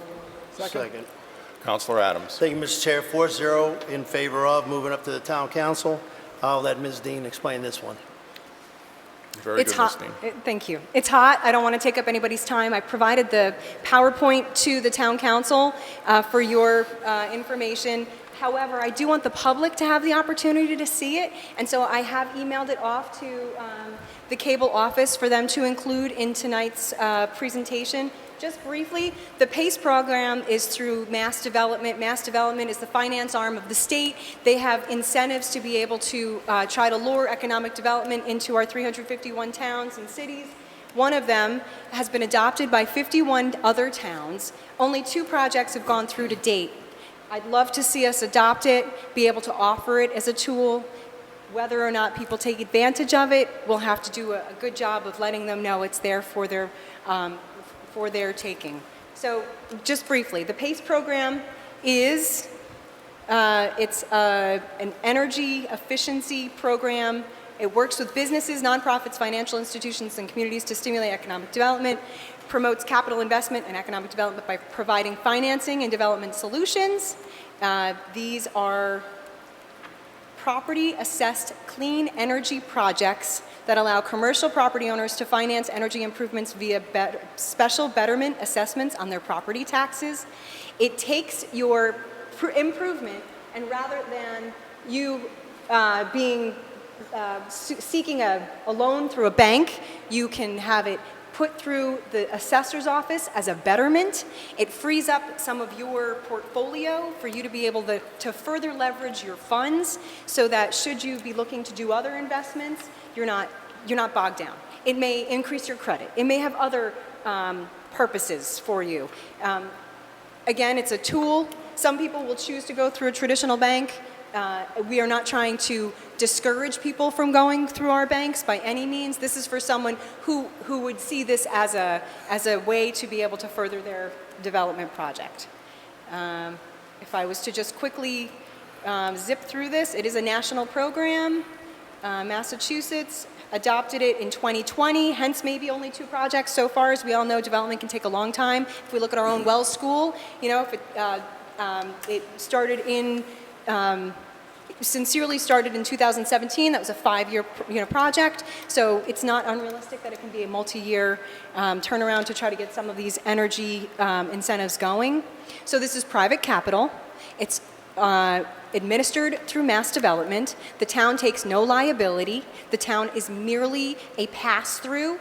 It uses our munis accounting, which the Mass Development administrator is familiar with. It's a low burden. It's already been verified through the assessor's office. This shouldn't be a problem. And then just to highlight which properties are eligible: commercial, nonprofit, multifamily. This is great for energy efficiency upgrades, insulation, air sealing, HVAC, boilers, furnaces, lighting, energy recovery and distribution systems, solar panels, solar hot water, geothermal. Those are just suggestions. And so I'll just skim down to the end where it talks about some of the details. Financing term is 20 years. Cost must exceed the cost of the improvements, or savings must exceed the cost of the improvements. If you're all familiar with the Green Communities model, this is comparable to that, where the Green Communities, we have to show in our own municipal buildings, hey, if we can show savings on an energy upgrade, will you fund this through your Green Communities grants? Well, this is a loan program if you can show savings through your energy upgrade. Obviously, this is self-serving for the state. We want to see our energy improvements as quickly as possible with the 2050 zero carbon footprint initiative. And these are the many towns that are authorized. And this is the gentleman at Mass Development who runs the program. He did not come tonight. What I said is if there was any hesitation in the vote, that we could just delay it for another meeting. There's no time sensitivity to this, except that we want to make things as available to our commercial property investors as soon as possible. The requirement is that you adopt the resolution that was included in the paperwork. Councilor Marchetti. Thank you, Mr. Chairman, through you. So these are private funds. So why would the town want to get involved in this? If it's private funds, let them go to the private lender. So why do they need the town to be involved in this?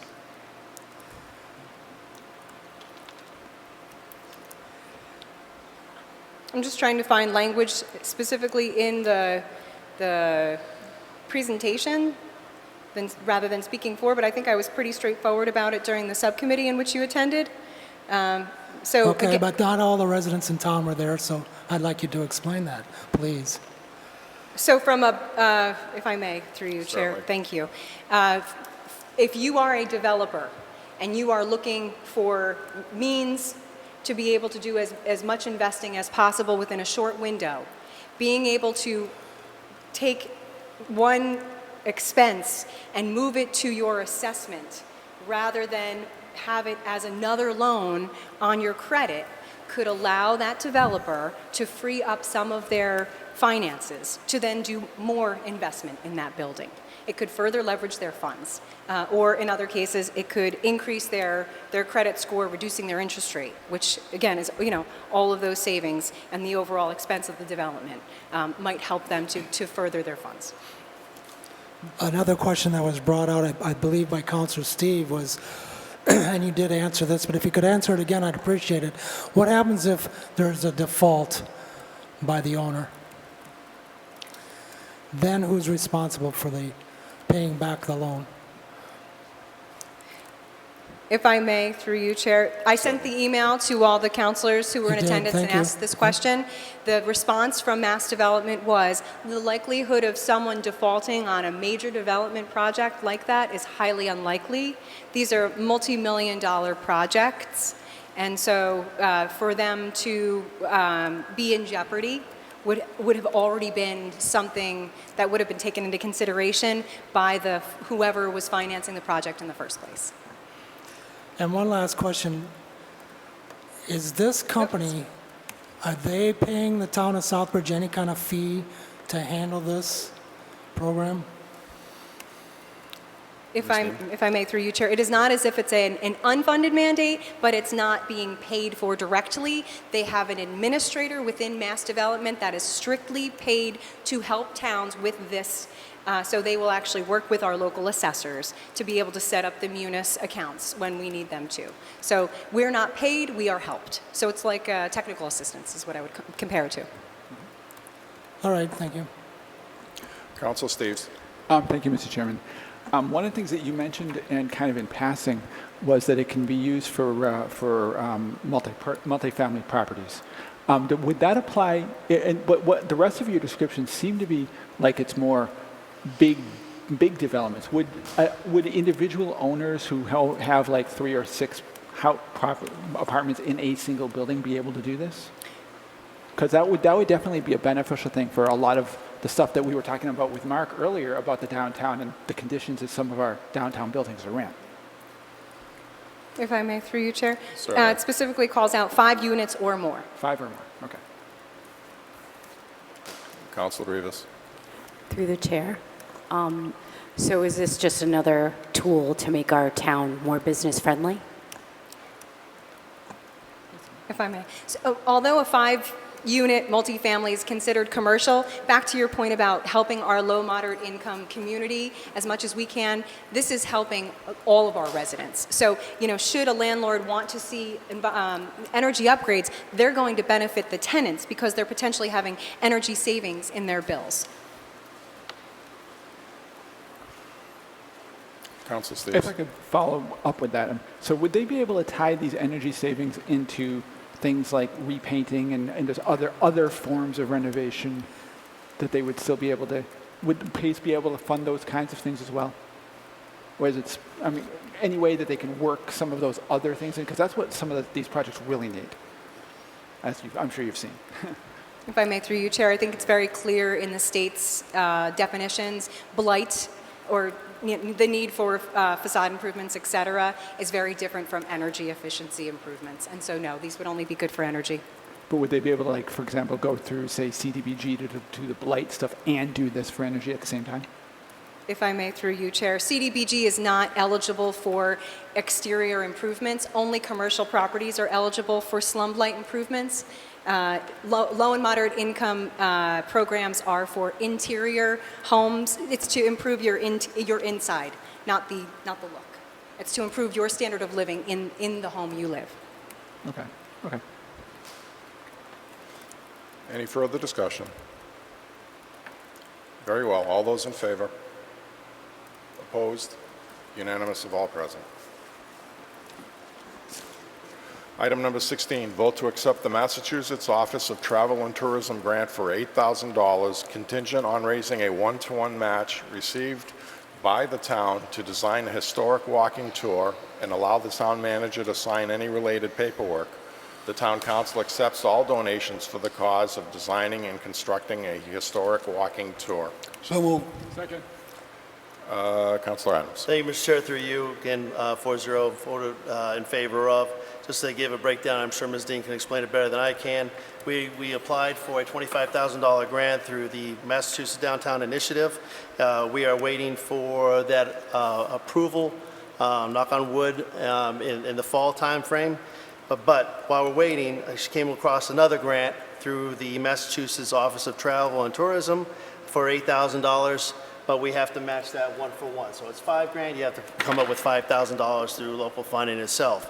Now, within the memo itself, Ms. Dean explained that she has spoken with Southbridge Business Partnership, working with them. Obviously, they have the ear on the ground with some of the businesses that we do have in town, and they're in favor of this as well. Now, that being said, if we get the $25,000 grant sometime this fall, then we will forego the $8,000 grant. Any funds that were raised will be utilized for the, construction of the project itself. So it's a win-win for the town. If we get 25 grand, it's better than $8,000, but if we don't get the 25, we got another plan of attack to bring it from $8,000 to $16,000, obviously one-for-one matching funds. How'd I do? Okay, good to go. That's all I got. Discussion. Very well. All those in favor?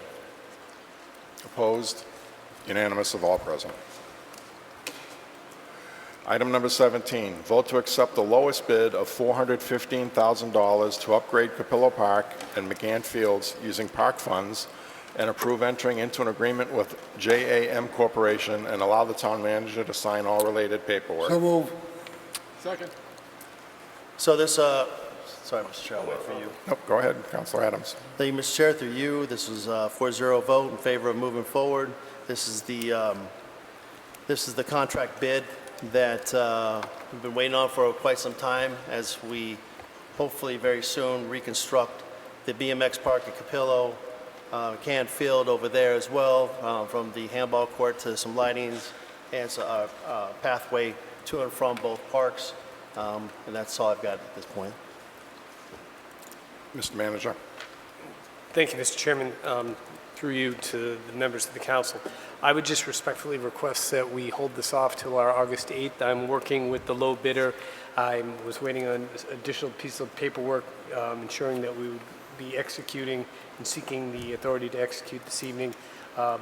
Just waiting for one more piece of information, and then I would ask that we do it in the following meeting. All right. Very good. Mr. Chairman, how long, through the chair to the manager, how long of a postponement do you need on this? Would it be ready by the next meeting? It should be. I thought I was going to have an email today with some of the remaining information. I'd like to make if nobody wants to speak to the issue, I'll make a motion to postpone till the next meeting. Second that. Thank you. Ms. Dean. One question that came up at the subcommittee was the references for JAM, should they be approved? And I just want to share with everyone they had raving support from Webster, Quincy, and South Hadley. Very good, thank you. Any discussion on the postponement motion? Very well. All those in favor? Opposed? Unanimous of all present. This is postponed until the next meeting in August 8th, I believe. Thank you. Thank you.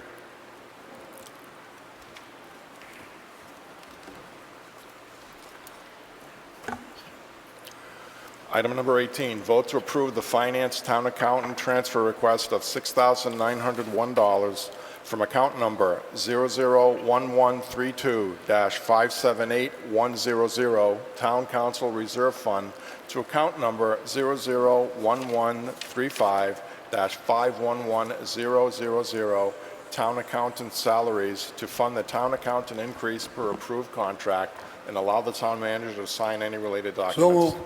Second. Council Steves. This was approved unanimously at the last GenGov meeting. Ms. Varnice mentioned that it probably would have been better to do this back when we approved the contract in June, but she didn't have the paperwork ready. Very good. Any discussion? Very well. All those in favor? Opposed? Unanimous of all present.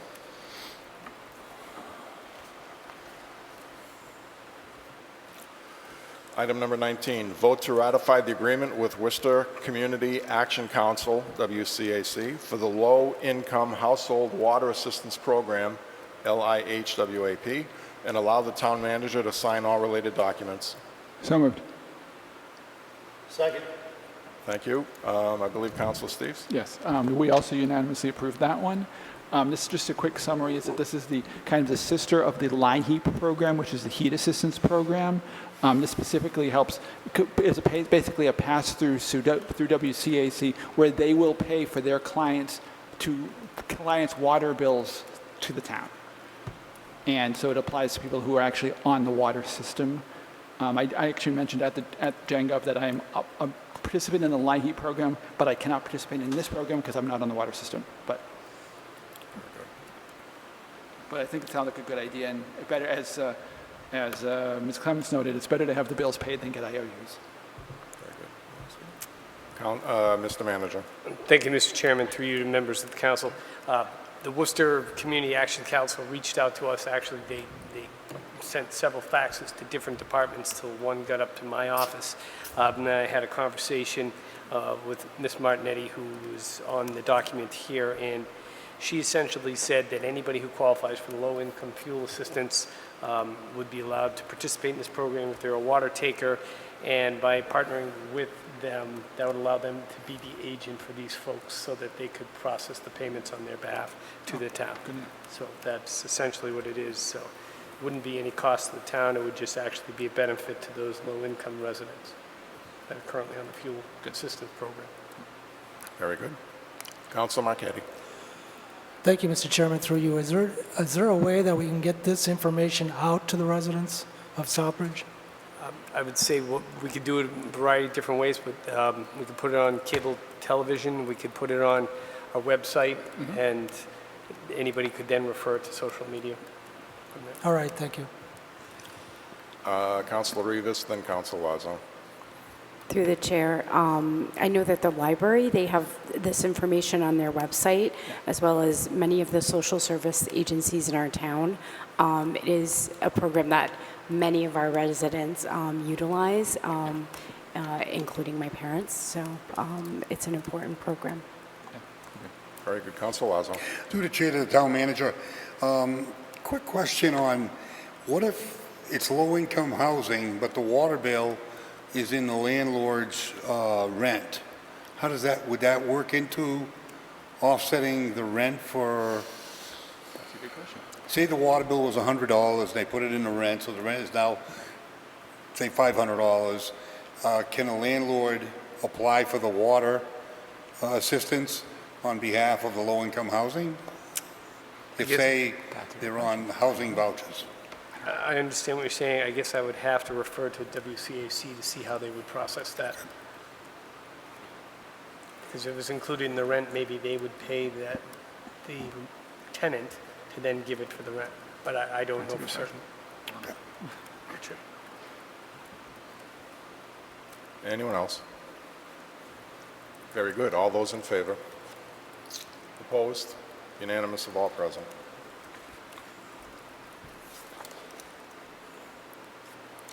Item number 20, vote to approve the Airport Commission request to apply and accept an 80% grant from Massachusetts Department of Transportation, MassDOT, for the engineering and filing of an NOI, notice of intent, with the Southbridge Conservation Commission for replacement of old fencing surrounding the airport with new 8-foot fence, and allow the town manager to sign all related documents. Once the notice of intent is filed, the Airport Commission will be able to apply to MassDOT for funds to replace the fencing over the next 3 years. The total project cost is $22,500. The town's share is $4,500. So moved. Second. Thank you. Councilor Steves. Yeah, thank you. That was unanimously approved. And just to clarify, from what Rick Clements mentioned from the Airport Commission, this is one of those kind of weird situations where the town is supposed to be paying 20%, but it's possible that the state won't charge us anything, he was saying. So we might not end up having to pay a dime on this one. The airport has about 9,000 feet of fence with about 5,000 remaining to do.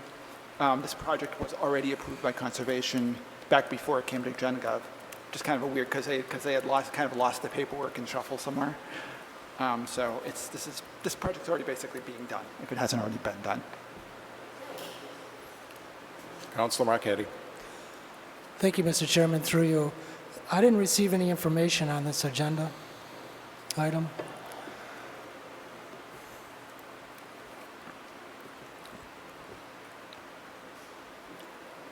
Okay. Are you looking at me? Yeah, I'm not sure.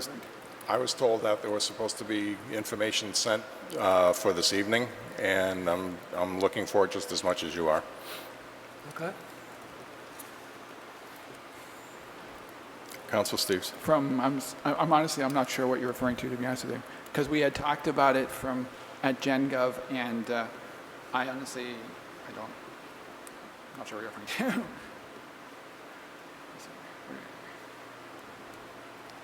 Does this have to be voted tonight, or is there a deadline on this or something, or? I don't know. I mean, a deadline didn't come up during GenGov, and I don't see the Airport Commission here, so they can't answer the question. As I said, the Conservation has already approved it. The project is actually already underway.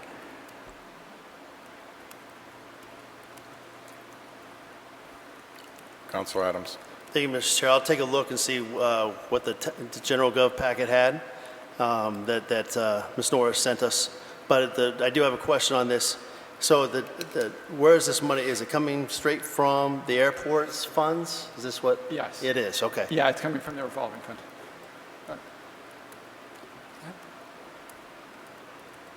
From the enterprise fund, sorry. It would be nice to have that in writing.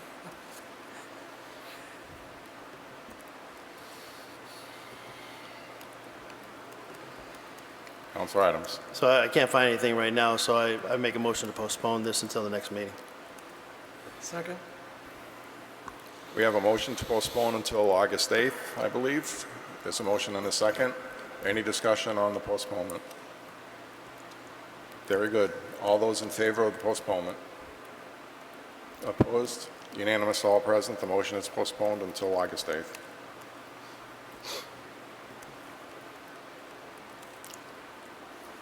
Item number 21, request approval for the P25 digital component upgrade in the amount of $301,000, and distribution of such funds will be overseen by the town's opera administrator and allow the town manager to sign any related documents. Don't move.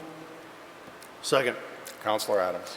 Thank you, Mr. Chair, through you. So this is one of, I should have added this to what agenda items I had for this evening, but this for the P25, the P25 digital component upgrades. It was voted in favor of moving up. It was 3-0 for a vote. This obviously will take, and I'm going to let the communicators speak on the communication system so I don't mess it up. But I will state is this took it from, as we explained by a few individuals from the fire department, this takes it from kind of an analog and forces it into a digital, which clarifies the signal to communicate. And as we had explained before, through ARPA funds, we put those in. We put some radio stations for the middle and high school as well. So that actually helps clarify the communication signal from the fire and the police departments. And these P25s will help as well. I do want to note that it's just not the 25. It's talking about the P25 is talking about the installation and a few other things. But Mr. Chair, I'd like to have the Deputy Chief explain a little bit. Chief. Good evening, Mr. Chairman, councilors, Mr. Manager, and the general public. So currently we operate on an analog radio system, as Councilor Adams pointed out. We've all over the time seen the upgrades of our portable phones going from analog to digital, our cable services going from analog to digital. It's higher quality, and that's what we're trying to do with this project. The prior council did approve other projects within the school and also a tower at the police station. This request here would complete the bulk of the rest of any upgrades for P25. What P25 is a public safety designation for interoperability in two-way radios. What it allows us to do is jump from the analog to the digital circuit, and also it allows us to have simulcast. So right now we have multiple transmitting sites in the community, currently behind the fire station on the cell tower and also the Blackmare Tower site. This will give us a third transmitting site and also upgrade the receiving site at Harrington Hospital, which we have, giving us better coverage. The components of this $300,000 request include hardware and also, for lack of a better term, software keys. Some of the equipment that we do have at this point in time is capable of P25 service, but much like your computers, when you want to add software to it, you have to buy a key to turn the switch. So many of the components that we have in place currently, we need the software upgrades to allow for it. The equipment was purchased in the past with the anticipation of that, but we were not operating on a digital service, so we need to turn that on. Councilor Adams. Can I just make one note? If you took a look at the memo from the chief himself, the police department currently has 17 units that don't have that capability, and that's where those 17 would come from, along with the fire department as well, to be able to digitalize their communication system. So we added 22 of those at that point in time, the capabilities, I should say, which I think will be obviously a lot better than what they're utilizing at this point in time. I'm trying to find the words for that, but at that point in time, and then incorporating the upgrades themselves, which cost the bulk of the money itself. So, thank you. Councilor Marchetti. Thank you, Mr. Chairman, through you. I understand the need for the radios. I know that it's been talked about a lot that during 9/11, one of the biggest problems that they had was communication between different departments. Looking at the ARPA funds, though, what I found just looking over the final report, and I know the town manager has said that we can use ARPA funds on anything, but when I look at the ARPA funds, I don't see that radios are part of the ARPA, the way ARPA money is intended to be used. When I look at the final report, the ARPA funds were intended for things that are directly related to the pandemic, something that's been affected by that pandemic, or if the town has not gotten enough revenue because of everything being shut down, so then you can apply for capital items that we could not afford anymore. So I understand the need for it. I'm not saying I'm voting against it, but I do think that one of the things that is covered under ARPA is premium pay for safety personnel, firemen, policemen, those who were on the front line during the pandemic and had to have direct contact with a lot of people who had COVID. And from what I understand, your department did have some personnel that did come down with COVID because of their interaction during the pandemic. So I am in favor of premium pay for personnel, public personnel. I'm just not sure we can afford both. Do you want radios or do you want premium pay? I prefer premium pay, but if you want radios, then I will give you radios. I'm not sure we can afford both. We are getting down to the point where we have to really take a look at how much ARPA we have, funds we have left, make sure that it's used across the board. Some of the things that you said in your memo here, that it increases the coverage. When you're at a meeting, your radio is working all the time. I can hear you at the meeting. I don't know why your radio's what's wrong with the radios that they don't work? It sure sounds to me like they're working.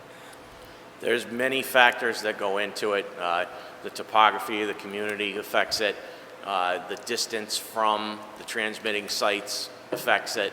The wattage that it's being transmitted at, all of those things fall into it, and there are certain areas that we have difficulties.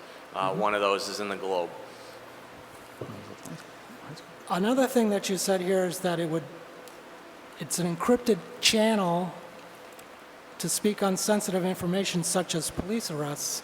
To me, that kind of flies in the face of the Sunshine Law. I mean, residents do have a right to know what's going on with the police department. And HIPAA medical information, I don't think that's something that, I wouldn't think that would be something that would be spoke about on a radio, but the police department can get HIPAA information with warrants.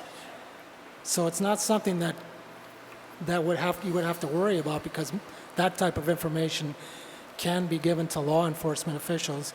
And then the word et cetera, I don't know what et cetera means. I think the word et cetera is used too much in the town, especially in our budget. But some of the things that I was reading in the ARPA funds that it can be used for is public health and economic impacts, premium pay, which I favor, revenue loss, water, sewer, and broadband infrastructure. So, like I said, I'm not saying I'm voting against this. I just think you should really take a hard look at it and say, do you want premium pay or do you want the radios? I would prefer premium pay, but that's my opinion. Thank you. Very good. Council Lazo. I'm going to be voting yes. I'm not going to put, my good friend and the previous speaker makes a lot of sense on a lot of what he talks about because of the limits of money. There's only so many dollars in the pot to spend, and I get that part. The part that I'm really interested in is going from analog to the P25 digital. I mean, it's like anybody's cell phone. When you buy a G4 and all of a sudden it's not going to cover it, you got to go to a G5. To me, I think in the public safety realm, I think the upgrades are very important, including that they're going to be changing it where it's going to be a protective line, because in a lot of cases, you don't want something that's being said from patrolman to patrolman or firefighter to patrolman over the airways. So I lean towards voting for this, and I think now's the time to do it while we have the ARPA money. Mm-hmm. Thank you. Okay. Councilor Adams. Just I have a question for the deputy. Maybe he can answer this. I understand we can buy $10,000 radios that are digital, but we can also buy $5,000 radios that are digital. But we can't buy, if we already have analog, we can't, and we're not capable of switching over. Can you hear each other? Correct. So my concern here is that we have at least 22 mobile units that are not capable of switching over to digital, which is going to. One thing that the chief had mentioned specifically, also the lieutenant had mentioned in there, when it comes to sensitive material, they can automatically switch it over. So the closest thing that I can actually compare that to is we went from prick 77s, which were analog back in the military, to 25s, kind of similar to this, which had a key in it, which was classified material. And only one person had that ability to turn those things on and off. And I think this, at this point in time, the security, the communication, we used to use the phrases, shoot, move, and communicate. But if you didn't communicate, you didn't know where you're shooting, and you didn't know where you're moving. And so when they go through that, either a fire or a house fire or an ambulance call or whatever it may be, and the police are going through another scenario where they have to make decisions at the last minute, I really am concerned that if we continue to fall behind when it comes to our communications, somebody may get hurt down the road. So. Okay, very good. Council Steves. And to dovetail off of what Councilor Adams just said, I think one of the key elements, and kind of countering a little bit of what Councilor Marchetti said, is the fact that I think if we're going to, for the community's wider benefit, I think it makes more sense to allow both the police and the fire departments to have the ability to reach out to some of these little pockets in town that they cannot communicate in. That's the whole point of doing this. And I think in the long run, it provides better service to our community, to the people who might need to call on them. And I mean, I don't know exactly where the dead spots are, but they do. And, you know, I would hate to be a house in one of those dead spots when your house catches on fire and you have absolutely no radio service. What are you going to do about it? I mean, you obviously call the fire department, but what do they do if they need extra help or whatever? You know, that's what this is. That's what this is designed to help fill in these gaps. Councilman Tigney. Thank you. It seems a little expensive, but I do listen to the scanner quite a bit, and I see they have problems sometimes. But to previous speaker, Councilor Marchetti was saying something I didn't know it was called, the Sunshine Law, but I mean, that is something that I would be worried about too. I'm definitely in support of it because I think communication is the best thing that you can have when it comes to police and fire, especially the two things that keep us safe. I do have a question, perhaps through you, Mr. Chair, to Councilor Adams. This item and the next couple items, those ARPA monies, is not, like, I'm pretty sure I understand this correctly. They're not on this paper that you gave us earlier tonight, right? The 300,000, the 50,000, the 10. So as I explained earlier, that if the town council would approve all of it, we'd be down to 1.5 million. Actually, because we approved the unencumbered 300,000, we'd be between 1.7 and 1.8 million dollars left in the ARPA. Okay, I just wanted to make sure I understood it correctly. That's very good. Thanks. Mr. Manager. I'd just like to clarify a couple of points. When we were operating initially under the interim final rule for ARPA, the funds were placed in 4 different silos. When the final rule came out this past spring, there was a standard allowance. Smaller communities that couldn't calculate their lost revenue, they could deduct up to 10 million if they received less than in ARPA funds. In our case, we received just over $5 million. So we were allowed to exercise the standard allowance.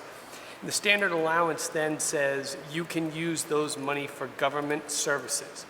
And it's not very well defined in the interim rule, but it says you can't be using it to pay back loans or for putting in your financial reserves. It then says look at a non-exhaustive list of what the definition of government services is in the interim final rule, so it reverts back.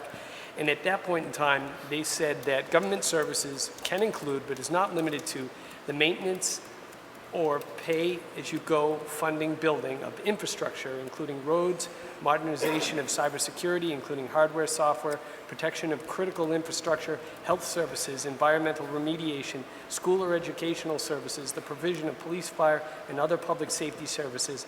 However, they cannot be used for financing, as I indicated before. So it is very broad under this new definition in the interim final rule. And I know the chief wasn't here, but I can tell you from my past experience in law enforcement, there are times in tactical operations that they need a private channel so that they don't endanger the safety of their personnel going into a certain situation. And some of those, there are protections under the public records law for certain documents that govern tactical procedures so as not to endanger the safety of the officers. So there may be times for HIPAA, if they're making a radio call in talking about a medical diagnosis, how to treat it, or if a patient has a certain symptom for the fire, or if they're responding to a dangerous situation, how they want to approach a building or deal with someone, that they may need a different frequency that isn't able to be heard with anybody with the scanner, because you wouldn't want the suspect to know how you're coming into a building. So those are the reasons why you might see that. Councilor Rivas. Anytime that our emergency services can communicate better with each other to better serve our residents, especially in areas where there is, kind of a lack of, service areas, I think that's important. It isn't only about their safety, but of course, our residents' safety and, the services that they're providing to our residents. I think it's important for them to communicate, so I am in favor. Council Marquetti. Thank you, Mr. Chairman. Through you, just as a follow-up, I did read the same thing that the town manager read, but I also read that all of these government services have to be related to the pandemic. That's how I read it. However, like I said, I'm not saying I'm voting against this. I just would prefer premium pay over something like this. I will add one last thing. Your scanners are going to be obsolete after this. Thank you. Anyone else? Very good. We have a motion and a second. All those in favor? Opposed? Unanimous of all present. Thank you for your support. Thank you, Chief. Item number 22, request approval for the ImageCast Precinct 2 voting machines, poll pad bundle, and printers in the amount of $50,000, and distribution of such funds will be overseen by the town's opera administrator and allow the town manager to sign any related documents. So move. Second. Councilor Adams. Thank you, Mr. Chair. Again, 3-0 in favor of. Coming up here, this is, and the town clerk is here as well, so if I mess up, she's here to correct me quickly. These are kind of forced upon new voting machines by the state. Obviously, you received the memo with what it comes with. The last time these were updated or upgraded was in 2005. This will put us ahead of the ball game. She does not plan on utilizing, I believe, it for the primaries, but next year's probably local ballot, and I may be wrong on that one, but she doesn't want to use it right away once she receives it. Obviously, there's plenty of training that must happen with these machines. Obviously, they come with warranties and quite a few other bells and whistles with it, but the security for them is much tighter than what they have right now, and it is an upgrade that is being forced upon by the states for the towns to purchase. Okay. Any discussion? Council Marquetti. Thank you, Mr. Chairman. Through you, could Ms. Bonatti explain what did the state tell us on changing these voting machines? Is there something wrong with the voting machines, and what did the state tell us that we had to do? Thank you. The state didn't tell us we needed to purchase new ones. The ones that we have now are almost 20 years old. They've stopped making them. And in order to fix them, they're just taking old machines and fixing ours. They're going to they stopped producing them, and they're going to stop fixing them shortly. So we're at a loss. The machines that Councilor Adams spoke about are the newest ones that are on the market, and so we'll be ahead of that game. And hopefully it'll take us for another couple decades. Okay, thank you. She said it more eloquently than I did. Always. Past my retirement. Also, the state only has 2 certified machines in the state, well, 3. So the one that is the predecessor of the one that we're going to purchase now, and then another company has one. There's only 2 that are certified by the state of Massachusetts. Any discussion? Very well. All those in favor? Opposed? Unanimous of all present. Item number 23. Request approval to help fund the town manager's substance abuse program in the amount of $10,000, and distribution of such funds will be overseen by the town's opera administrator and allow the town manager to sign any related documents. So move. Second. Councilor Adams. Thank you, Mr. Chair. Through you, this was in favor 3-0 to move forward to the town council. We all know that in the past we have helped fund this program, which I will let the town manager speak on this, that has helped quite a few within our community. I do know we had a large discussion on this or a more extensive conversation about this, of showing tangible progress down the road, more so than we had received a few years back on this program. I don't have a problem at all helping fund this. I believe the town manager said something like they have maybe $5,000 or $10,000 left in the account, but they utilize it every single year. And Mr. Chair, I'll just pass it over to the town manager if you don't mind. Mr. Manager.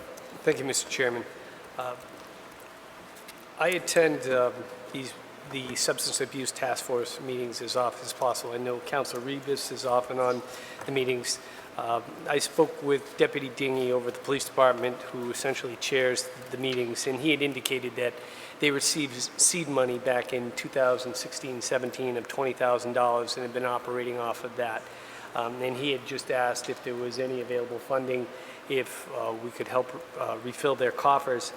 And as you may have seen, they run a variety of different programs. He brought up several in an email to me that they try and bring in recovery speakers into high school. They've had some celebrity speakers, including a past Celtics player. They sponsor youth events through the YMCA, promoting drug-free events. They pass out preventative material. They put signage at parks. They do a variety of different poster contests and other town-wide awareness programs for the youth. So it has been a successful program. They often do things at the Y where they just have pizza and soft drinks for kids. It's a place for them to go, but also provides them resources to learn about substance abuse. So I believe it's a worthwhile endeavor, and I had mentioned it to Deputy Dingy the other day that he should consider putting up for this for some additional funding going forward. And I don't know if Councilor Rivas has anything she'd like to comment on the program. Councilor Rivas. Thank you, through the chair. So I've been involved with this program, I think a little bit after its inception, but we've done a lot with a little bit of money, and Deputy Chief Dingy, really manages a lot of the different components really well. We've brought speakers to the middle high school, and I know from being there, the students got a lot out of these programs and these speakers. We really brought all of the students together. A lot of students, after the speaker in particular, went to their guidance counselors and were talking to adjustment counselors about their own experiences and asking for help for their families.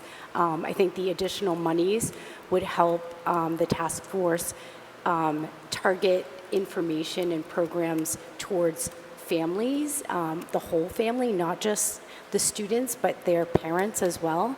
So I think the money is well spent. And again, it's a little bit of money that goes a long way in our community. We've had over 250 students attend the Substance Abuse Red Ribbon Week dances that are put on. Cops and Kids plays a huge role in those events with students. And, again, we're getting information out. I know we had a billboard at one time that was on the corner of Hook Street and Hamilton for parents that students created the signage. They were participating in a poster contest, and our students created that messaging about drug prevention. So it is money well spent. Councilor Adams. Thank you, Mr. Chair. Not to belabor this, but I think, obviously, I'm going to vote in favor of this. I think it's an important endeavor for the town to endure. But I would ask that Councilor Rivas, he gave such a great update on it. I would love to be able to see that update on what's the money going towards, who is it helping, what we're looking for. I know Councilor Lazo has talked about the war on drugs itself to help curtail that. I would love to be able to see, through the chair and the town manager, obviously, to come up with something in maybe a 10-minute, 15-minute presentation on what's it doing for our town and our community. I think we lacked that in the past. No fault of anybody's, but I think this would be a good stepping stone to show what we're providing. Thank you. Through the chair, I think once in the past, maybe, I'm not sure if you were on the council, but I know Deputy Chief presented to the town council. I'm not sure how long ago that was. That was years ago. Yeah. But yeah, that can happen again. Sorry. Okay, anyone else? Very good. All those in favor? Opposed? Unanimous of all present. I have one question. Councilor Adams. Just to update the council, as I did the figures right now, the remaining amount is 1.79 or $791 million. So 1,791,000 and pocket full of change on that. Thank you. Very good. Item number 24, council's form. We'll start on the ends tonight. Councilor Steves. I actually don't have anything today. All set. Very good. Councilor Rivas. So I just wanted to kind of share with our residents some of my, kind of my priorities for the coming, for my coming 3 years. And okay, kind of outlining some of my priorities. And thinking about the first priority in all areas of our town government is to seek input from residents who have historically have not been engaged. As I did during the campaign, I'll be out in the community talking to residents and helping to educate different sectors of our community.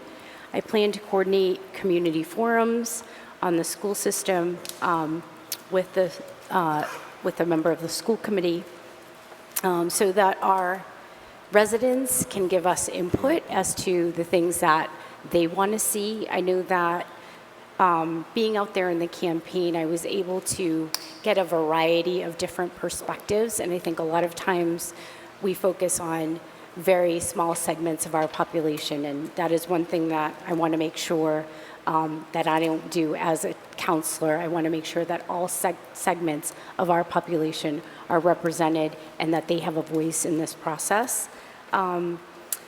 I'd also like to partner with the police department and attend neighborhood crime watches as they plan to restart having them and possibly start new ones in areas of our town that haven't had them, and hopefully partner with our cable access staff to bring voices of our teens and underrepresented groups into town government and civic engagement. I think voter registration is really important, as we see time and time again in our elections that we have low voter turnout. And I want to be out there registering a lot of our residents between the ages of 18 and 30. I've approached many people that were not registered, and I'd really like to engage people, in that sense. Also, helping our economic development coordinator and our new redevelopment authority executive director and connect them to resources and programs to help them succeed in revitalizing our community, specifically the downtown area. And certainly, last but not least, utilizing my experience having worked in the school system to help our town get out of receivership, and working with the school committee, the new school committee chair, the EHS chair, and their counselors on the EHS, and our residents, in trying to work together to get us out of this situation. Thank you. Very good. Councilor Marquetti. Thank you, Mr. Chairman. Through you, first of all, at the last town council meeting, there were some citizens that came to the lectern there from Dresser Hill Road who had a standing retention pond in their backyard. I was wondering if there was any follow-up on that. Through you to the town manager. As you know, I was, through you, Mr. Chairman, to Councilor Marquetti. Certainly. I did ask them to contact Mr. Desjardins. I haven't had the opportunity to speak to Mr. Desjardins, but I did go back and look, and their name is on a letter, on legal letterhead, sent to my attention relative to that issue. And I had asked him that evening, and he didn't believe it was, but I received a letter from an attorney with that gentleman's name on it. So I will talk to Mr. Desjardins about it, and then again refer it back to either our council or our insurance company, because that's where it was sent the first time. All right, thank you. And to the council chairman, I did mention to you that I think we should start up the curbside garbage collection committee again, and I would like to be involved with that. So if you are planning on doing that, I would appreciate we get started on that. Something that we're going to have to decide sooner or later. We're going to have to decide it this year, really. And as well as the charter review recommendations, we're going to have to decide on that one. You mentioned earlier tonight on the rules and regulations. I hope that you replace some counselor who has some experience to that committee. So you can get working on that sooner rather than later. I also just wanted to say that there was a vote on a dog kennel funding, but that never came tonight. So something happened to that. Through you to the Vice Chairman. Councilor Adams. So the chief asked us to delay. Okay. What they're waiting for is the engineering and all that kind of stuff. I think that's moving forward, but he asked because he was on vacation to push pause on that until the next meeting. All right. Thank you. We have asked McClure Engineering to come in on the 8th to give an update. Also, we voted on an ARPA administrator on June 6th, and now we're almost into August. We're getting close to August. I'd just like to know what's taking so long to hire an ARPA administrator. Through you, Mr. Chairman. Certainly. That's a very complex answer, I guess. It is out on the website as well as many of the other vacant positions that we have. I have sent the council several articles indicating that it is becoming more and more challenging to recruit in the municipal environment. That's a byproduct of the Great Resignation and being competitive with the private sector. We're doing our best. I did several interviews today. I have most all day on Thursday interviewing. We're interviewing constantly people for a variety of these positions. We take the applications in, and if we get qualified candidates, we bring them in for interviews. We talk to them. We had some people for other positions that we may think would work well in this. We've tried to reach out to them. Sometimes we don't always get a call back, believe it or not. We've had several people we've asked to come in for interviews, and they don't show. We don't even get a courtesy call. So it still seems to be an employee's market out there, and we're working diligently to fill all of those positions. All right, thank you. Appreciate the update on that. And finally, I did appreciate getting an email on the economic development updates from Ms. Dean. I was a little disappointed about the electric car charging stations, which I thought was a great idea. So I'm looking forward to working on that some more. I'm also looking forward to Councilor Lazo's PPP subcommittee, where we're going to be discussing the recent drone purchase on August 1st, and also the DPW subcommittee assistant to the engineer potential hire, and also road construction updates. And that's all I have tonight. Thank you very much. Thank you. Councilman Tigney. Thank you. I wasn't really going to say much tonight, but I changed my mind. But first, I wanted to say I've been telling a few councilors this, and I haven't got a chance to speak to everybody, the manager, but I'm going to be just starting to provide clips of the meetings online on my Facebook page. As most of you know, I have a video social media company as well, and I have the equipment that makes it not a hassle to me at all to be able to take, for instance, tonight our chairman had 5 or 6 announcements on his chairman announcements, and a lot of people, their attention span is very short nowadays on social media, and if you can't make it 3, 5, 7 seconds into the meeting, sometimes you don't even watch the meeting. So if we can, put the chairman's announcements out there on Facebook, as a citizen, I plan to do that. The town manager spends his time thinking of thoughtful announcements for us, and all of us up here, like Councilor Rivas tonight, things that she wanted people to know, and they get buried at the end of a 3-hour meeting. So I just wanted people to know I'll be offering this. I'll be getting some digital copies from the SCTV. And I just wanted to be a little clear on something. Obviously, we're aware of my grievances for the town and the things that I think should be better for the town. I'm in favor of all of the things that you bring to the goals and objectives next week, and we need to work together to bring those things to success. But I'm here for a couple things, like is transparency, like pushing that information out to people, like I said.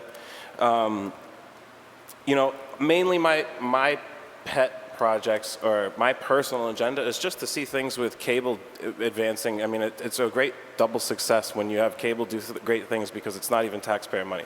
If you can get cable subscriber money to do great things, then you're really pushing the envelope forward. And of course, the cable negotiations for the franchise agreement, I was told doing some research that Senator Fatman had some help gave some help rather to Webster, and I think that that might be a good avenue where we could start. But I'm very available to help get those things moving. But you know, parliamentary procedure is important to me, and if I mention something about parliamentary procedure, it's not a personal attack on anybody. There's nobody to hold us accountable but the citizens, and oftentimes the citizens don't come here. Sometimes they call us and stuff like that, but there's really nobody to. Like, we have to hold ourselves accountable. I have to hold myself accountable for doing things right here, too. So, just to make sure the air is clear, I quoted myself earlier from Wikipedia. I wanted to just read, so we all make sure we're doing things right. And again, this is no shot at anybody, but 1291 in Robert's Rules says, friendly amendments. The term friendly amendment is often used to describe an amendment offered by someone who is in sympathy with the purposes of the main motion, in the belief that the amendment will either improve the statement or effect of the main motion, presumably to the satisfaction of its maker, or will increase the chances of the main motion's adoption. Regardless of whether or not the maker of the main motion accepts the amendment, it must be open to debate and voted on formally unless adopted by unanimous consent and is handled under the same rules as the amendments generally in sections 33, 11, 19. I love a friendly amendment. I was all for the other friendly amendment, and in the future, I'm sure I will be in favor of probably all of them. But I just want to make sure that, you know, we're governed by Robert's Rules of Order, so we all follow the rules. I mean, this is just for us to be better together. And I know that in my preparation running for council, I made it so that my work schedule and daily schedule is flexible enough to where I'm available during business hours for anybody to reach out for anything, the councilors and citizens alike. So I'm just here to be better through you and for us to all make each other better. And thank you so much for having me.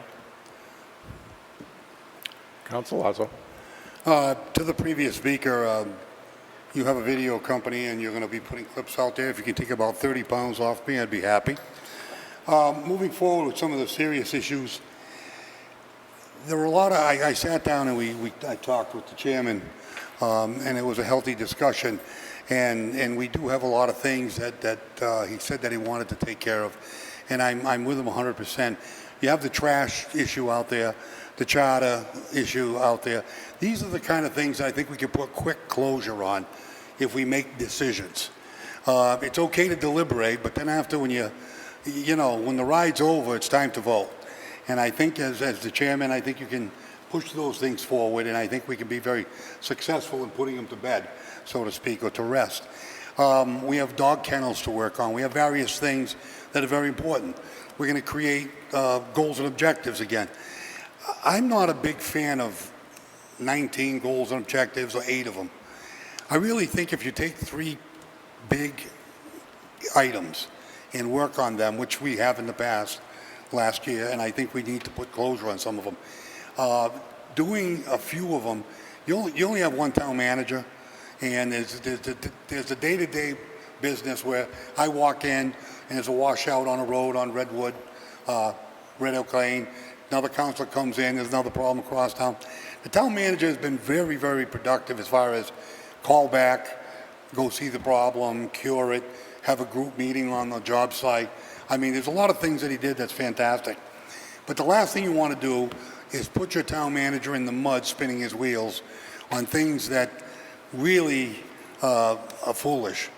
And moving forward, I think that one of the biggest issues we have in front of us are the schools. This town will never turn the corner until we get our schools back. I hear a lot of complacent talk about, we have a full school committee complement now, and they're good working members. But still, when you're in receivership, the school committee has no power. And when we turn around and we spend $31 million and we graduate 56 seniors, my avenue is a class action suit. Let's sue the state for damages of what they did to our district. We went backwards from the day they took us over. For 5 years, and I'm going to tell you, not only this council, previous councilors fully funded whatever was asked. This council never shortchanged the school district. Even when we did the coal trade alternative program, nobody stood in the way of the state from doing what they did. But now it's getting to the point where when they get rid of the gentleman retires like Mike Como, you have two people doing that one job. And each position is about 100,000, maybe 150. They get rid of the athletic director, they bring back another project manager at another 100,000 and look for another assistant to the assistant. Moving forward, they're spending more money in management than I think we spend on boots on the ground, teachers and associates. I mean, it's absolutely ludicrous that the product that we put out, we're not putting our money in the classroom. We're putting our money in the management. A lot of money. I mean, when he got a 555 for a raise and he's getting 205, do the math. When we're sitting here struggling, giving a man that's running the town a 222. And then when you turn around and get a chief of police and various department heads, and we're all fighting to pinch the nickels and dimes. But then the brunt of the money goes into the school department, and it's to be wasted in so many ways. And until we get our district back, even if they created a way back, because right now I don't think they want to. The only way back is to elect a Democratic governor who will get rid of receiverships. And that I think the Senate should come forward. We should talk to Fat Men and say, look, we need a solution on a direction, a blueprint on how to get out of underperforming. Talk to the other communities that are in underperforming situation, and if it's a class action lawsuit, we need to make some noise where Boston knows where Little Southbridge is. I know when we went to Boston, they told us we couldn't have the middle high school, and we went to Boston and made some noise and did some theatrical stuff of walking out of meetings and stuff, which people told me that was unethical. Yeah, it was unethical, but we got the middle high school. And they came to Southbridge to see what we had, what we were doing, challenge them. We basically have rolled over and paid the freight. Now it's time to listen to our school committee. Let's have a joint meeting with the school committee. And I'll guarantee you they're not happy on what's happening in the Southbridge school system. If the state wants massive oversight, I welcome it. But to have them in control has put us second from the bottom in MCAS scoring. And we had a level 1 high school when they took over. So the data is there. The things that we have done as a community, a lot of positive has been pushed into that. My good friend Jack Jovan has put all efforts into meetings and meetings and meetings. But I'm a guy that's a little bit different than Jack Jovan and many that sit up here. I don't go to a meeting unless you're going to get something done. And we need to get something done with our schools. That should be the top priority.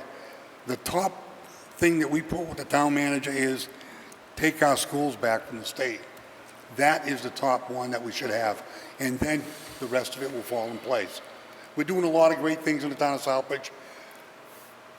Planning and development, Dean, I mean, you see all the action happening, and we're still not even over the hump with getting our schools back.